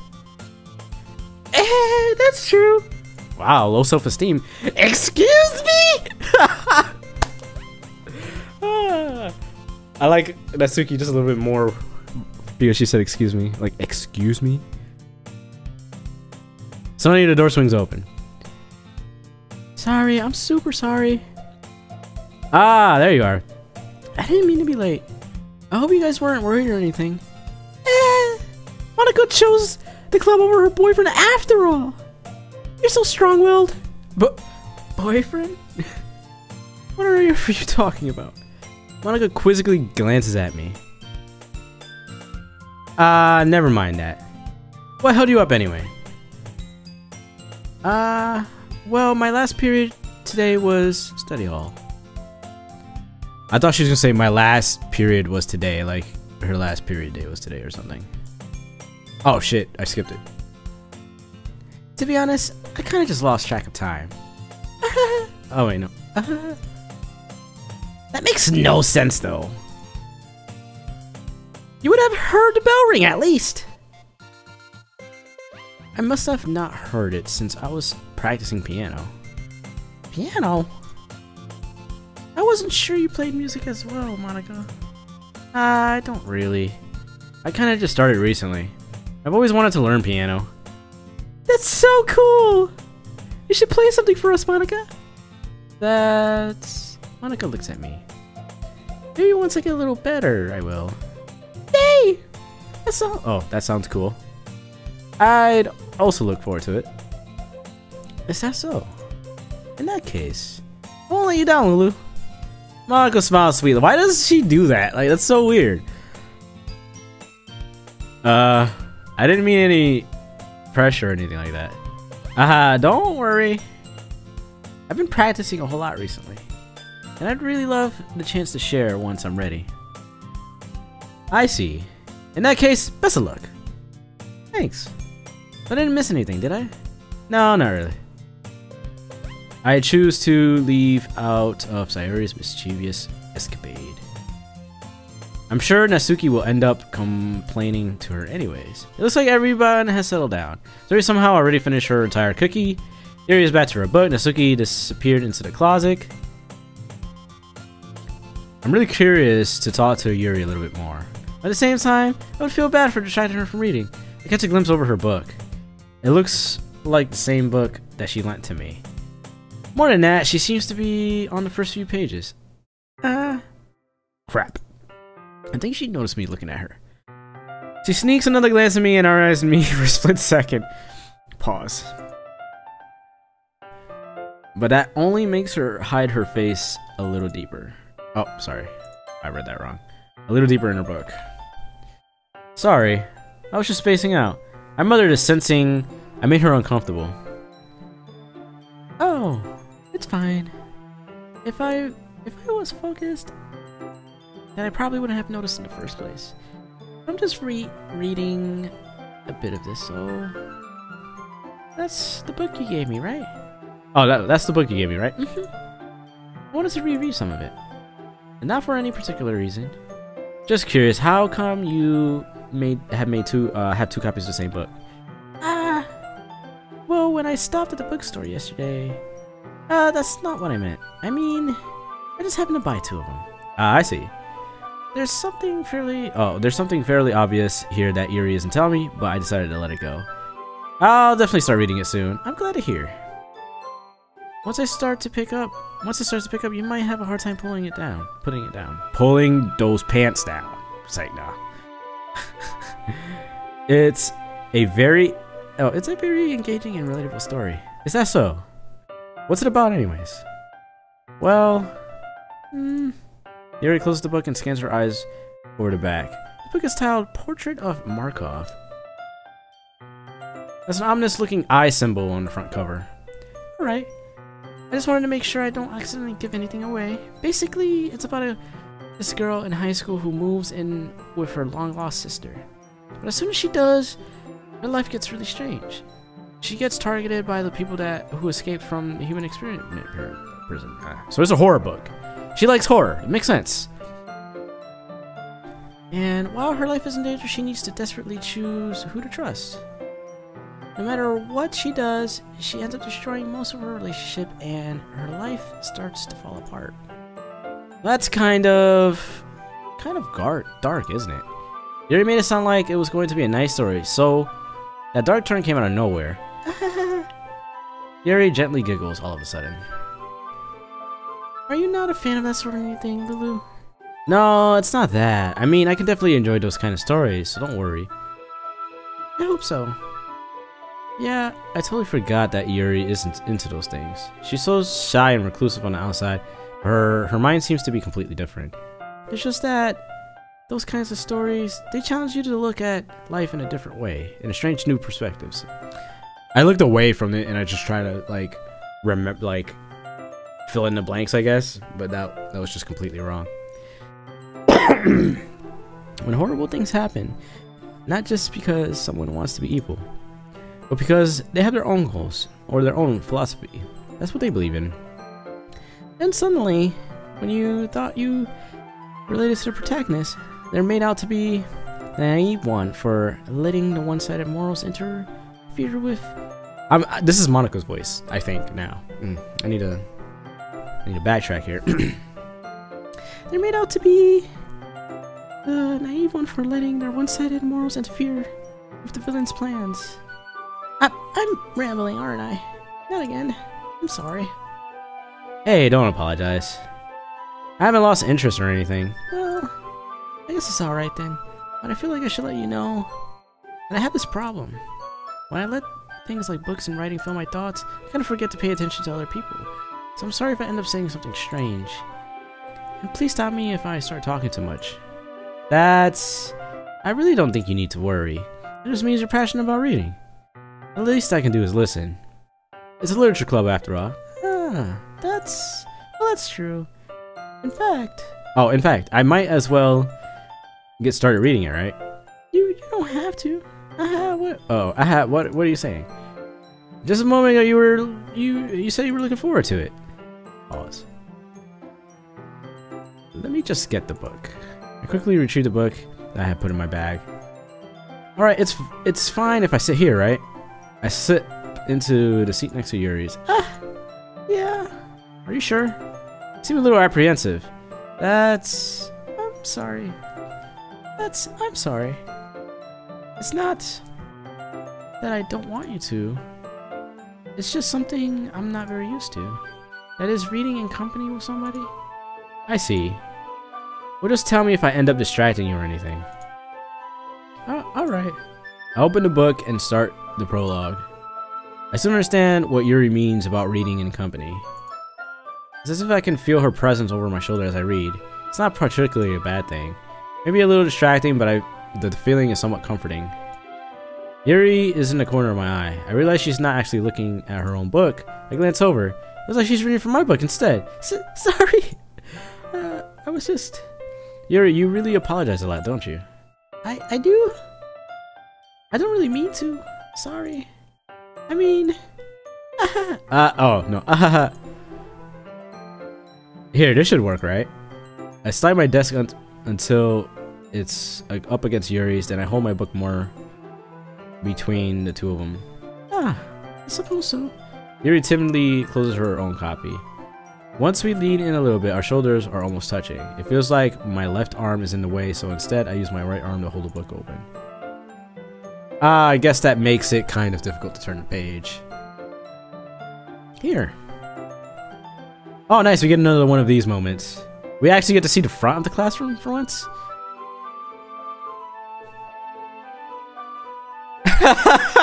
It's not her breasts.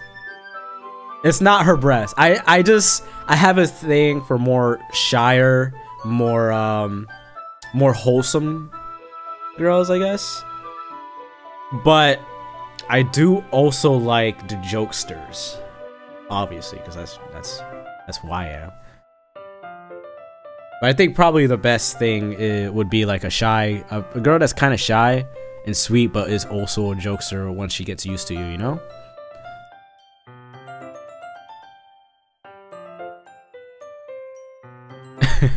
So sullying her would be more rewarding. Oh man. Yuri takes her left arm and holds it on the left side of the book between her thumb and her forefinger. It doesn't really look like it's between both of us. It looks like it's more in front of her than anything else. Maybe she wants it that way, maybe so I can like look in this direction. I do the same with my right arm on the right side of the book. That way, I turn the page and Yuri slides it under her thumb after that. It flips to her side. Okay, I read that totally wrong, but you guys get the point. But in holding it like this, we're huddled even closer together than before. It's actually kind of distracting me. It's as if I can feel the warmth of Yuri's face and she's in the corner of my vision. Are you ready? Eh? To turn the page. Sorry. She's actually reading it and I'm not paying attention to it. You know, You might be on to something spooky.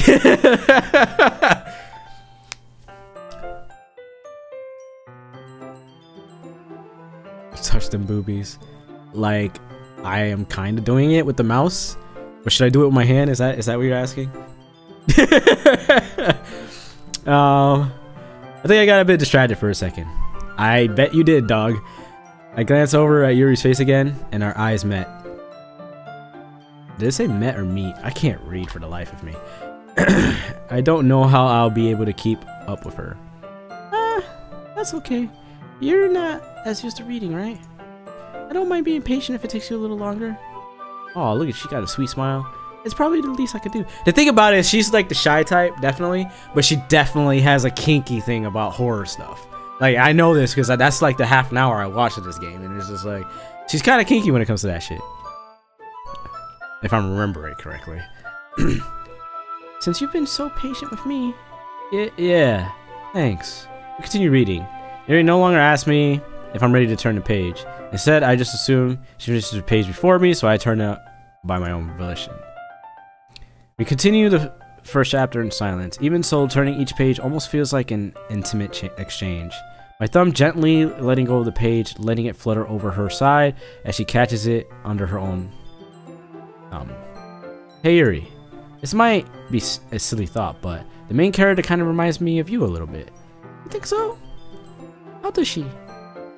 Well, I guess she's more blunt in a lot of ways, but she also second guesses a lot of things that she says and does. Like, she's afraid she'll do something wrong. It's not like I can see into your head or anything, but they're kind of reminiscent of some of your mannerisms. I see. Aw, that's it of that moment. You remain silent for a moment. But Lulu, that's probably a terrible thing to happen. The moment with Sayuri was a little bit more spicy, I think. It was, you know, you button up her shirt, you're like all close, and the shirt's tight as fuck. And it's just like, you're that close to her skin, basically. A terrible thing to have comment with her. That's so embarrassing that you would think that. Wait, I didn't mean it in a bad way or anything. Sorry, I really didn't know you were self-conscious about that sort of thing. Pause. I guess I more meant that it's kind of cute. Indeed it is. What are you saying all of a sudden? Okay, everyone. Pause with an exclamation point. I think it's about time we share today's poems with each other. We might not have enough time if we wait here for too long. Yuri exhales, spared from finishing her thoughts. Is that alright, Yuri? You look kind of down. I'm sorry if you haven't been looking forward to this. It's not. It's fine. Yuri releases her hand from the book, causing it to close on top of my thumb. Ouch. Alright. I guess I'll have to do some more reading tonight. Or would you prefer I only read it with you? I guess I don't have too much of a preference either way. That's fucked up. How's the trolls, Ridley? The trolls left. But they weren't so bad, like. Here's being trolly. GeorgeTechEgg.gif. Really, an Iggy went with the pink-haired weeb girl in a run, and there was an instant regret with the cow goes moo. I'm not there yet. Oh no, I read that. People can try, but that's about it.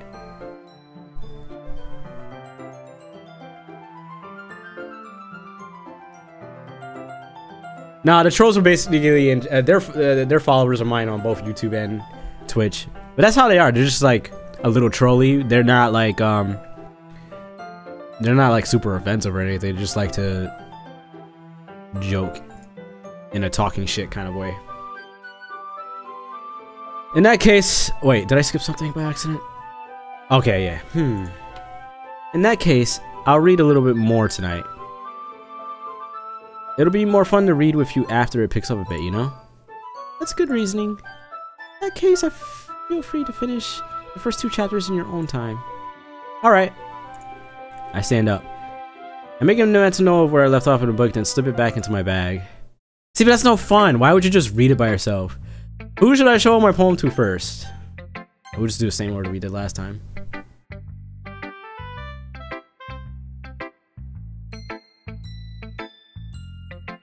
Success.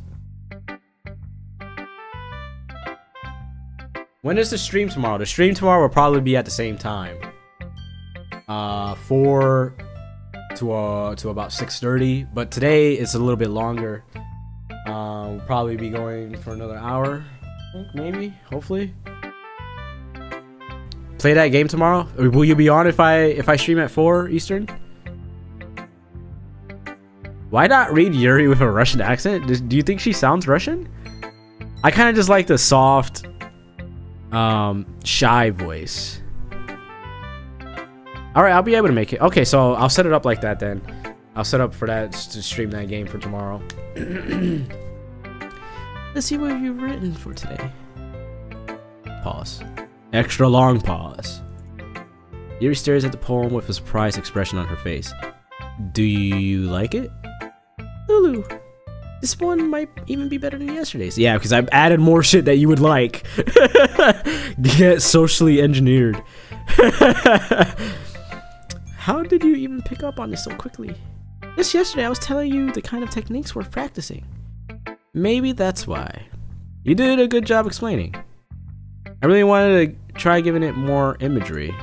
Yuri visibly swallows. She visibly swallows.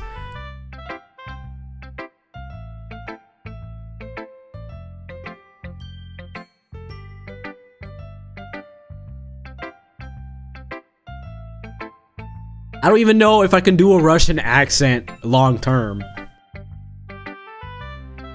Let's see. I'm not used to this. No, that's not Russian. I'm not used to this. I can't do it.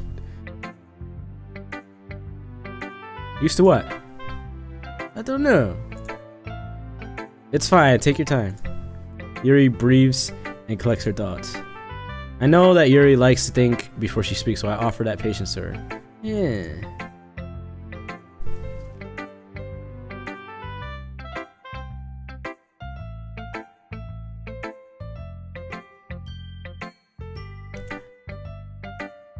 I can't do the Russian, guys. I'm sorry. It's not happening. I think it sounds more Italian than Russian. Just being appreciated like this, I guess. It probably sounds really stupid, but seeing someone motivated by my writing, it just makes me really happy.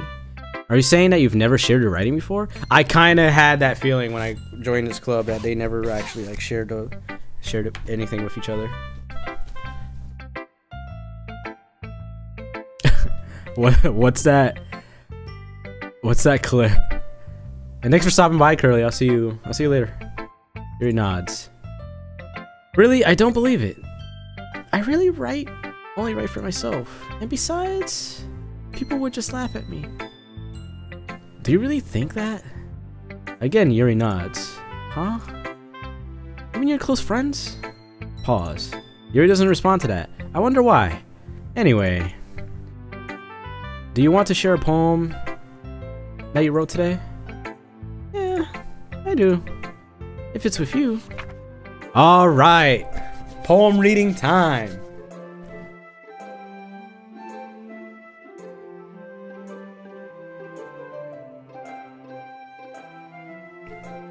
It's your... Yeah, I know it's my clip, but what is it a clip of? The raccoon. It happens in the dead of night while I was slicing bread for a guilty snack.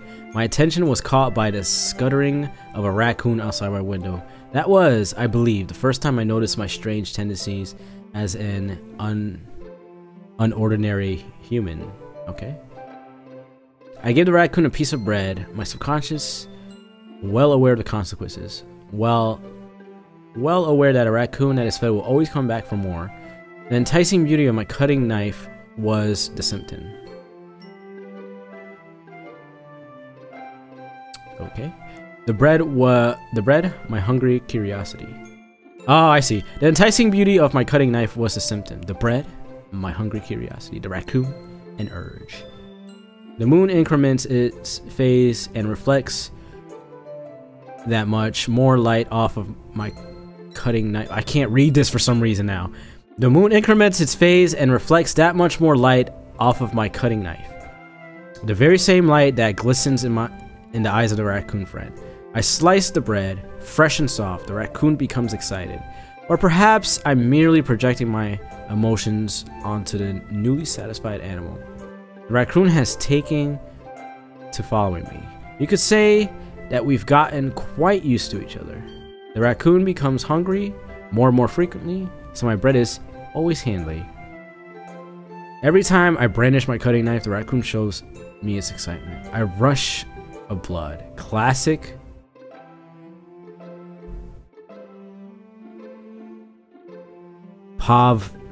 Pavlovian conditioning. I slice the bread and I feed myself again.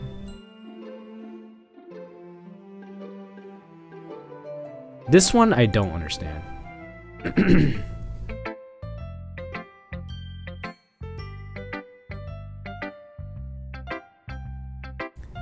You scared one of my customers? What? What did they scared by? What did they get scared by?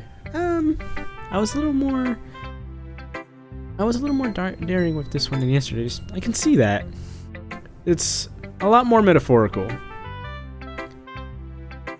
Wait, it's the raccoon herself, but it's like a second version of herself that she's basically saying she's crazy, right? I don't know. I don't know if it's my fault, but I can't begin to imagine what this poem is about. That's exactly how I feel. This guy gets it. That's right. It's a bit closer to my preferred writing style. Using the poem as a canvas to express vivid imagery and conveying emotion through them. Yeah, if I take it at face value, then I can't even figure out what it's supposed to mean. Well, I think it's something that different people can relate to on their own way. I wanted to express the way it feels for me to indulge in my more unusual hobbies. It's those sort of things I'm usually forced to keep to myself, so I sometimes enjoy writing about them. Why do you keep them to yourself? Because they're embarrassing, and people would make fun of me. Don't you have anything like that, Lulu? Well, yeah, I guess I do. I feel like everyone has a little something like that. The best we can do is respect each other and our individualities. Even if it's difficult sometimes, and some things make us uncomfortable. Wow, there's something really loud going on outside. After all, if I hadn't learned to embrace my own weirdness, I would probably hate myself. I might be ranting a little bit now, but I'm glad that you're such a good listener. Okay, now...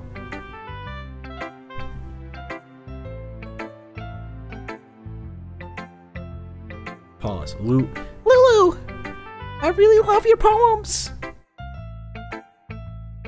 That's the wrong voice. I really love your poems. I can't believe you've been hiding from these from me. I'm not hiding anything. But your poems are so good. Yesterday's and this one too. You can't tell me you haven't done this before. I mean, you're really the only one that feels that way, so. No way. Not even Natsuki? Well, I guess Natsuki is at least likely to admit how much she likes something, but I don't think that's it. What do you mean? Well, I guess I'll be honest about it. It's a lot easier to write poems when I'm thinking about you. Excuse me, sir?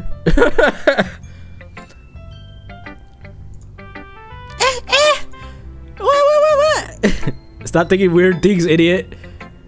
I just mean that you're a really expressive person, I guess. How am I supposed to write poems about my own stupid life? But you somehow make everything in your life an adventure. Even the little things. Like cooking?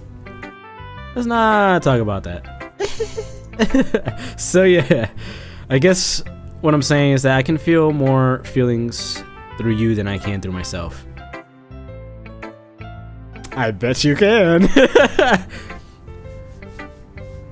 What cheese do I need? You need sharp cheddar cheese. By the way, what hot cocoa did you get? Because what I do is you gotta get like, the best one to use is the syrup, like the Hershey syrup. And you pour it in the milk, you mix it. You don't do the hot cocoa that says hot cocoa on the packaging, because that might actually taste weird. Because the chocolate taste of that does not taste as good, if you get what I mean. It's more like a mild chocolate taste.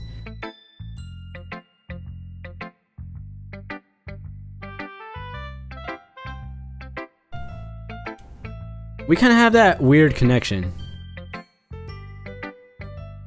Baka!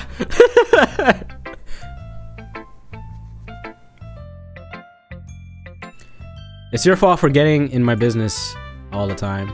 I don't know if I understand. Sigh. You never understand when I try to explain this to you. Do you, Sayori? I pat Sayori's head. Hey, I'm not a kid, you know. Are you sure about that? Maybe. Sayori starts fiddling with her pencil between her hands. Hey, Lulu, will you give me your poem? I kind of want to keep it. Oh, why? Because, well, it's the first time you've written something for me. Oh, she's thinking about it romantically.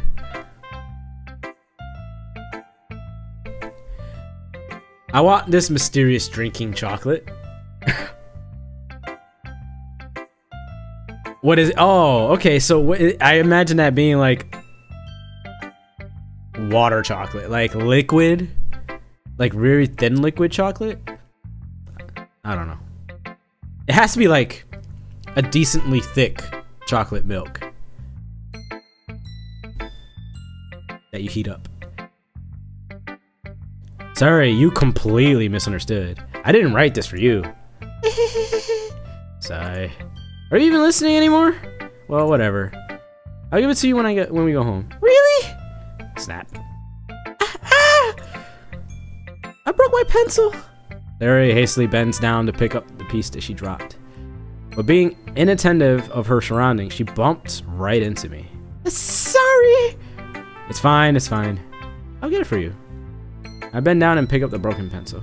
Larry clutches the desk beside her to support herself, knees shaking. I'm a little clumsy today. Let's sit down, Sayori. Yeah. I grab Sayori's arm and help her sit at the desk. Anyway, I still haven't read your poem. Oh, sorry, I forgot about that. But it's not as good as yours. Jeez, don't worry. I'm sure I like it. All right, let's read it. Oh, this is long. Holy crap. Oh.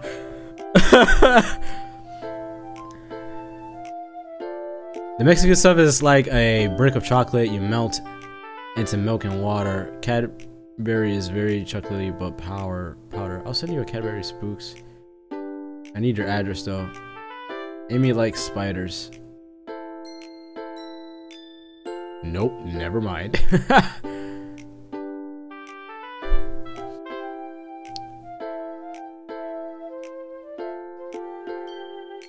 I pop off my scalp like the lid of a cookie jar. Ah, I already get that. It's the secret place where I keep all my dreams. Little balls of sunshine are rubbing together like bundles of kittens. What the fuck? I reach inside my thumb and forefinger and pluck one out.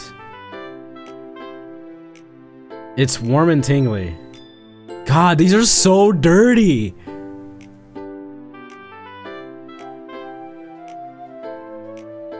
But there's no time to waste. I put it in the bottle to keep it safe, and I put the bottle on the shelf with all my other bottles. Happy thoughts, happy thoughts, happy thoughts in the bottle, all in a row.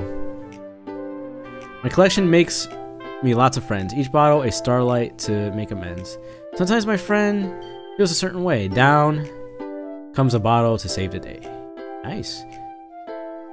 Night after night, more dreams. Friend after friend, more bottles. Deeper and deeper my fingers go, like exploring a dark cave, discovering the secrets hiding in the nooks and crannies. Digging and digging, scraping and scraping. I blow dust off my bottle caps. It doesn't feel like time elapsed. My empty shelf could use some more. My friends looked through my locked front door. Suddenly, all done, I open up and in come my friends. In they come in such a hurry. Do they want the bottles that much? I frantically pulled them from the shelf, one after another, holding them out to each and every friend. Each and every bottle. But every time I let one go, it shatters against the towel between my feet. Happy thoughts, happy thoughts, happy thoughts. In shards, all over the floor. They were supposed to be for my friends who aren't smiling. They're all shouting, pleading, something. But all I hear is echo, echo, echo, echo, echo inside my head. She's lost it.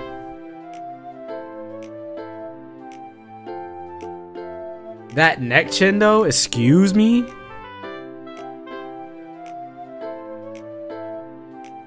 What's up, Chaos? It's okay, I got that neck chin too. Yeah, you better say something about yourself. Holy crap. Sarah, did you really write this? Of course I did. I didn't tell you yesterday I was gonna write the best poem ever. Oh, didn't I tell you yesterday? Okay. Yeah, but I mean, I didn't expect something like this coming from you. Monica taught me a whole lot. And I've been really in touch with my feelings recently. I see that. It's almost kind of creepy. Indeed. Creepy? Well, not exactly. Maybe because I'm so used to you being cheerful. Well, never mind. Oh god, the fucking cringe. Yes, join in the cringiness chaos. I'm thinking too hard about it. The point is, it came out good, so you should be proud of it. Oh, thanks. I feel like I was meant to express myself this way. Hey, Success, how are you? I am doing good. How are you? Oh, by the way, Sway, we have deemed that Sayori is you.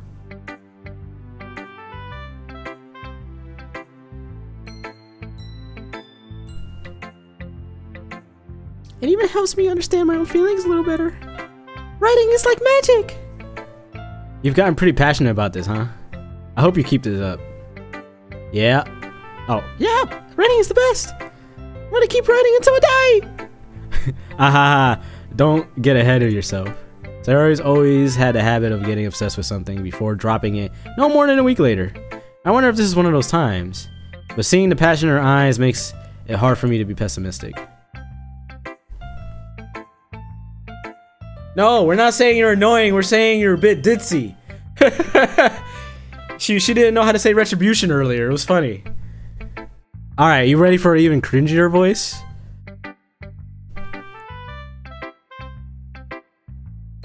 That too. Well, I can admit that it's better than the last one. It's nice to see that you're putting in some effort. That's good. But still, I don't like this at all. It's trying too hard to be serious. What do you mean by that? Poems don't need to call... excuse me. Poems don't need to be all deep sounding and to express something. It's going to just sound like you're forcing it unless you really don't suck at it. Honestly, don't bother trying to write poems like this until you're on Yuri's level. Asuki stops short all of a sudden. You just complimented Yuri. Don't tell me. Eh? You're not trying to impress Yuri, are you? What are you talking about? Keep your voice down. You know, Yuri would like this angsty.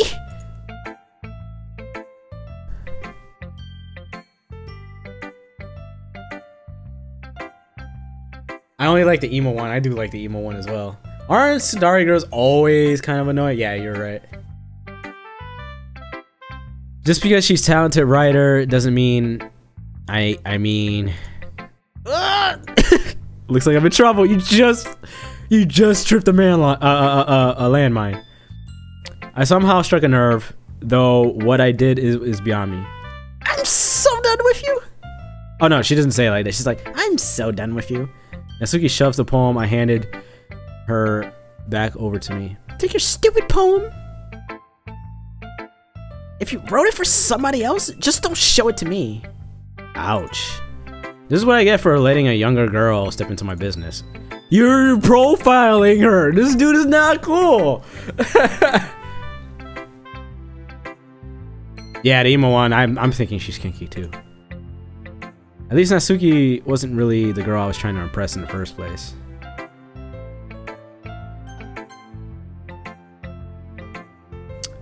Hi again, Lulu. See, this is the most normal voice.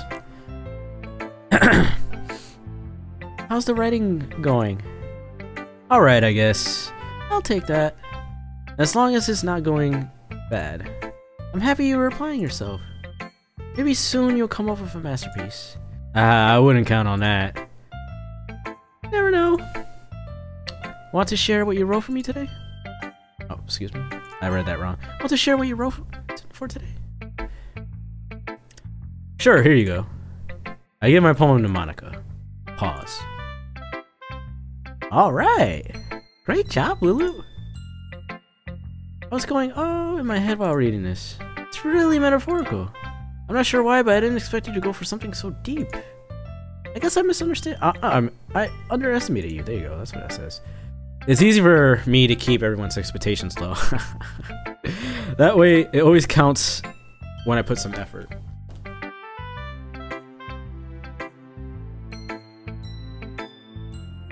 There's nobody here right now, so they can't, like, hear me doing the weird voices. Fortunately. Oh, guys, by the way, the house got approved, so I'm going to be moving to that house soon. And I will be able to stream whatever time I want it to stream, before work or after work or whatever. So things are going well. They clearly think he's a phone sex operator. Well, the thing is, I haven't been doing my ASMRs because of this living situation. But when we get back to, you know, having my own space, that'll definitely start again. as a joke, obviously. Congrats, and can I come over? If you're gonna come all the way from Jacksonville, then go ahead. That way it always counts when I put in some effort. That's not very fair. Well, I guess it worked anyways. You know that Yuri likes this kind of writing, right? Writing that's full of imagery and symbolism. See, that's what I was doing though. I was kind of like getting in there.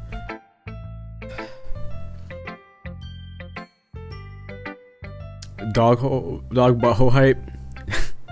Unless Sayori who likes using simple and direct words to describe. Unlike Sayori, who likes using simple and direct words to describe happiness and sadness, Yuri likes it when readers are left to derive their own meaning out of it. It's very challenging to write like that effectively, both allowing people to get something out of it just by feel, while letting them deeply analyze their nuances. It can take years of practice, which I'm assuming Yuri has at this point. I never really asked though. I'm sure I'm nowhere near her level yet. Don't worry so much about it.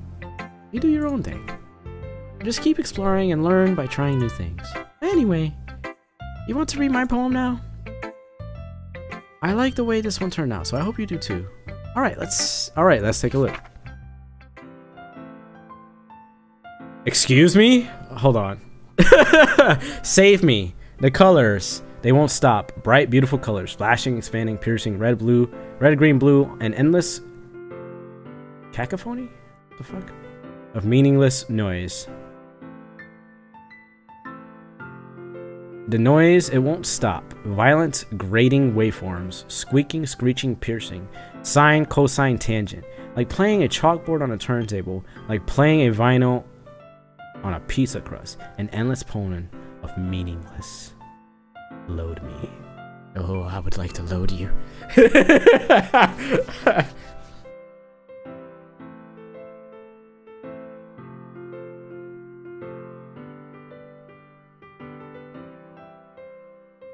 Gotta hit 100 first. You'll get there soon, definitely.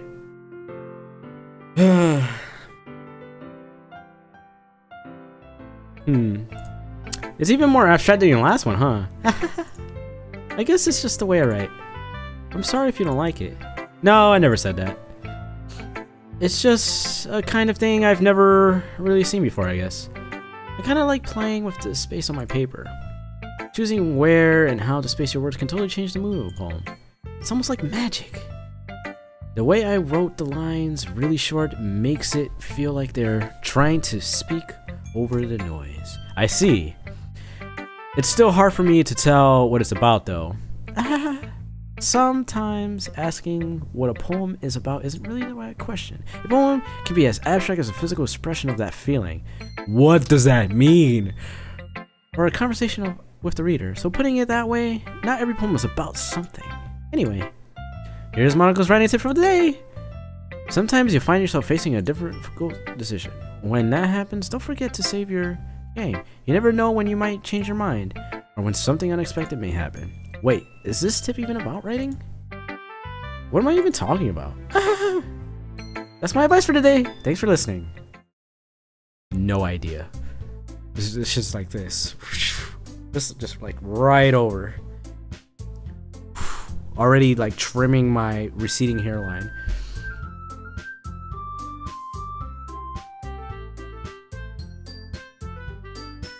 Okay, everyone. We're all done reading each other's poems, right? I have something extra planned today, so if everyone could come sit in front of a room. See, this is a literature club. Like all they write is poems. Write some books. I don't want to read books on the game on stream though. So, is this about the festival? Well, sort of. Ugh. Do we really have to do something for the festival? It's not like we could put together anything good in just a few days. I'm totally fucking up her voice, by the way.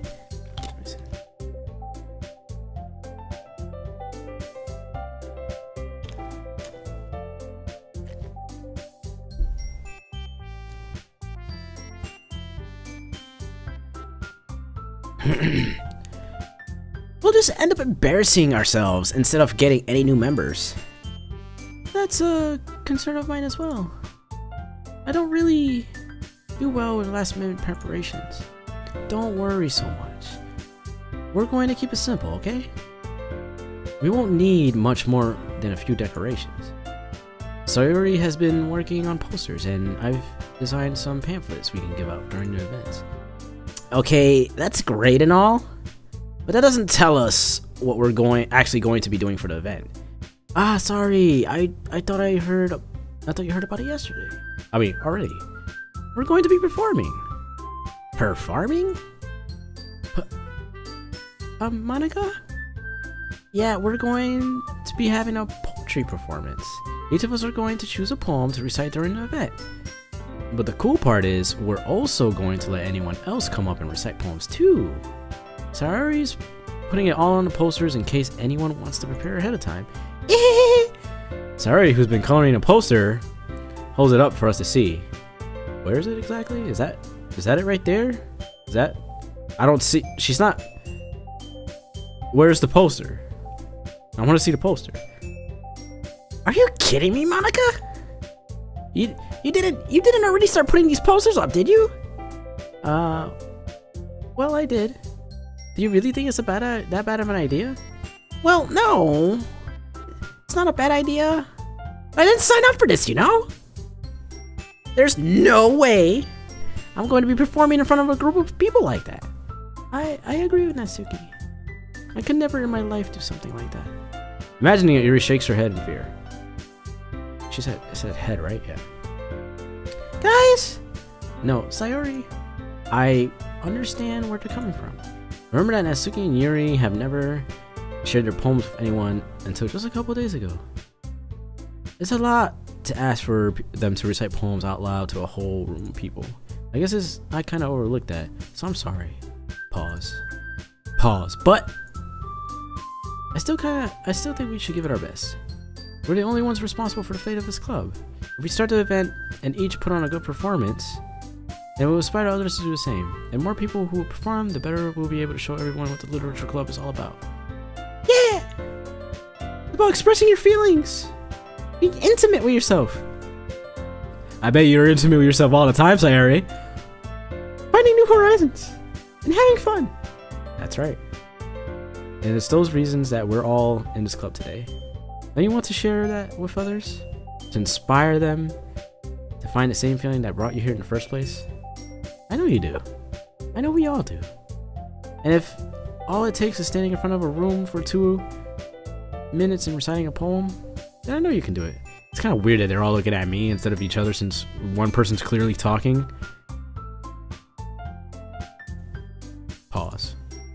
Pause. Natsuki and Yuri remain silent. Sayori looks worried. I guess that leaves me no choice. I agree.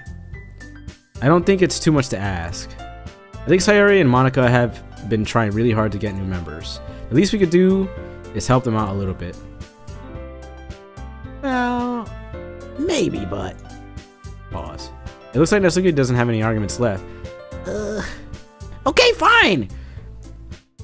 I guess I'll just have to get it over with. Alright!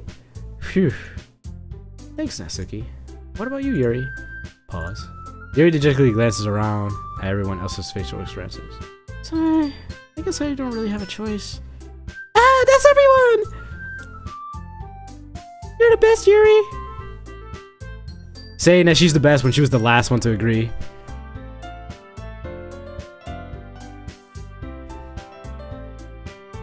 Boobs.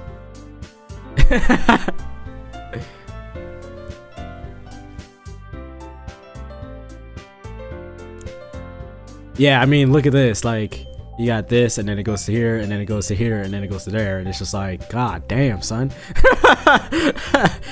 This club is seriously going to be the death of me. Oh gosh, you'll be fine, Yuri. But anyway, let's move into the main event. I want each of you to choose a poem of yours. We're going to practice reciting them in front of each other. No way! Monica! No, that's not her voice. Monica, this is so sudden. Well, if you can't recite your poem in front of the club, how do you expect to do it in front of strangers? Oh no. Don't worry. I'll start off to help everybody feel more comfortable. Can I go next? Of course. Let's see. Monica flips through her notebook to a specific poem she has in her mind for herself. She has in mind for herself, okay. She then stands behind the podium.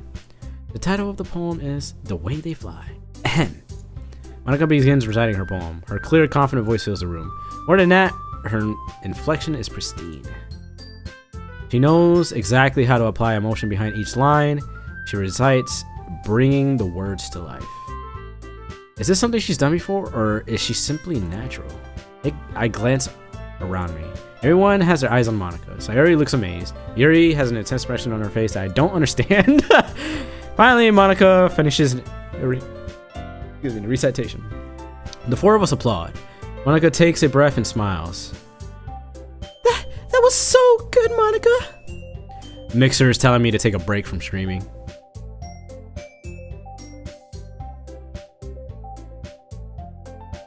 Thank you very much.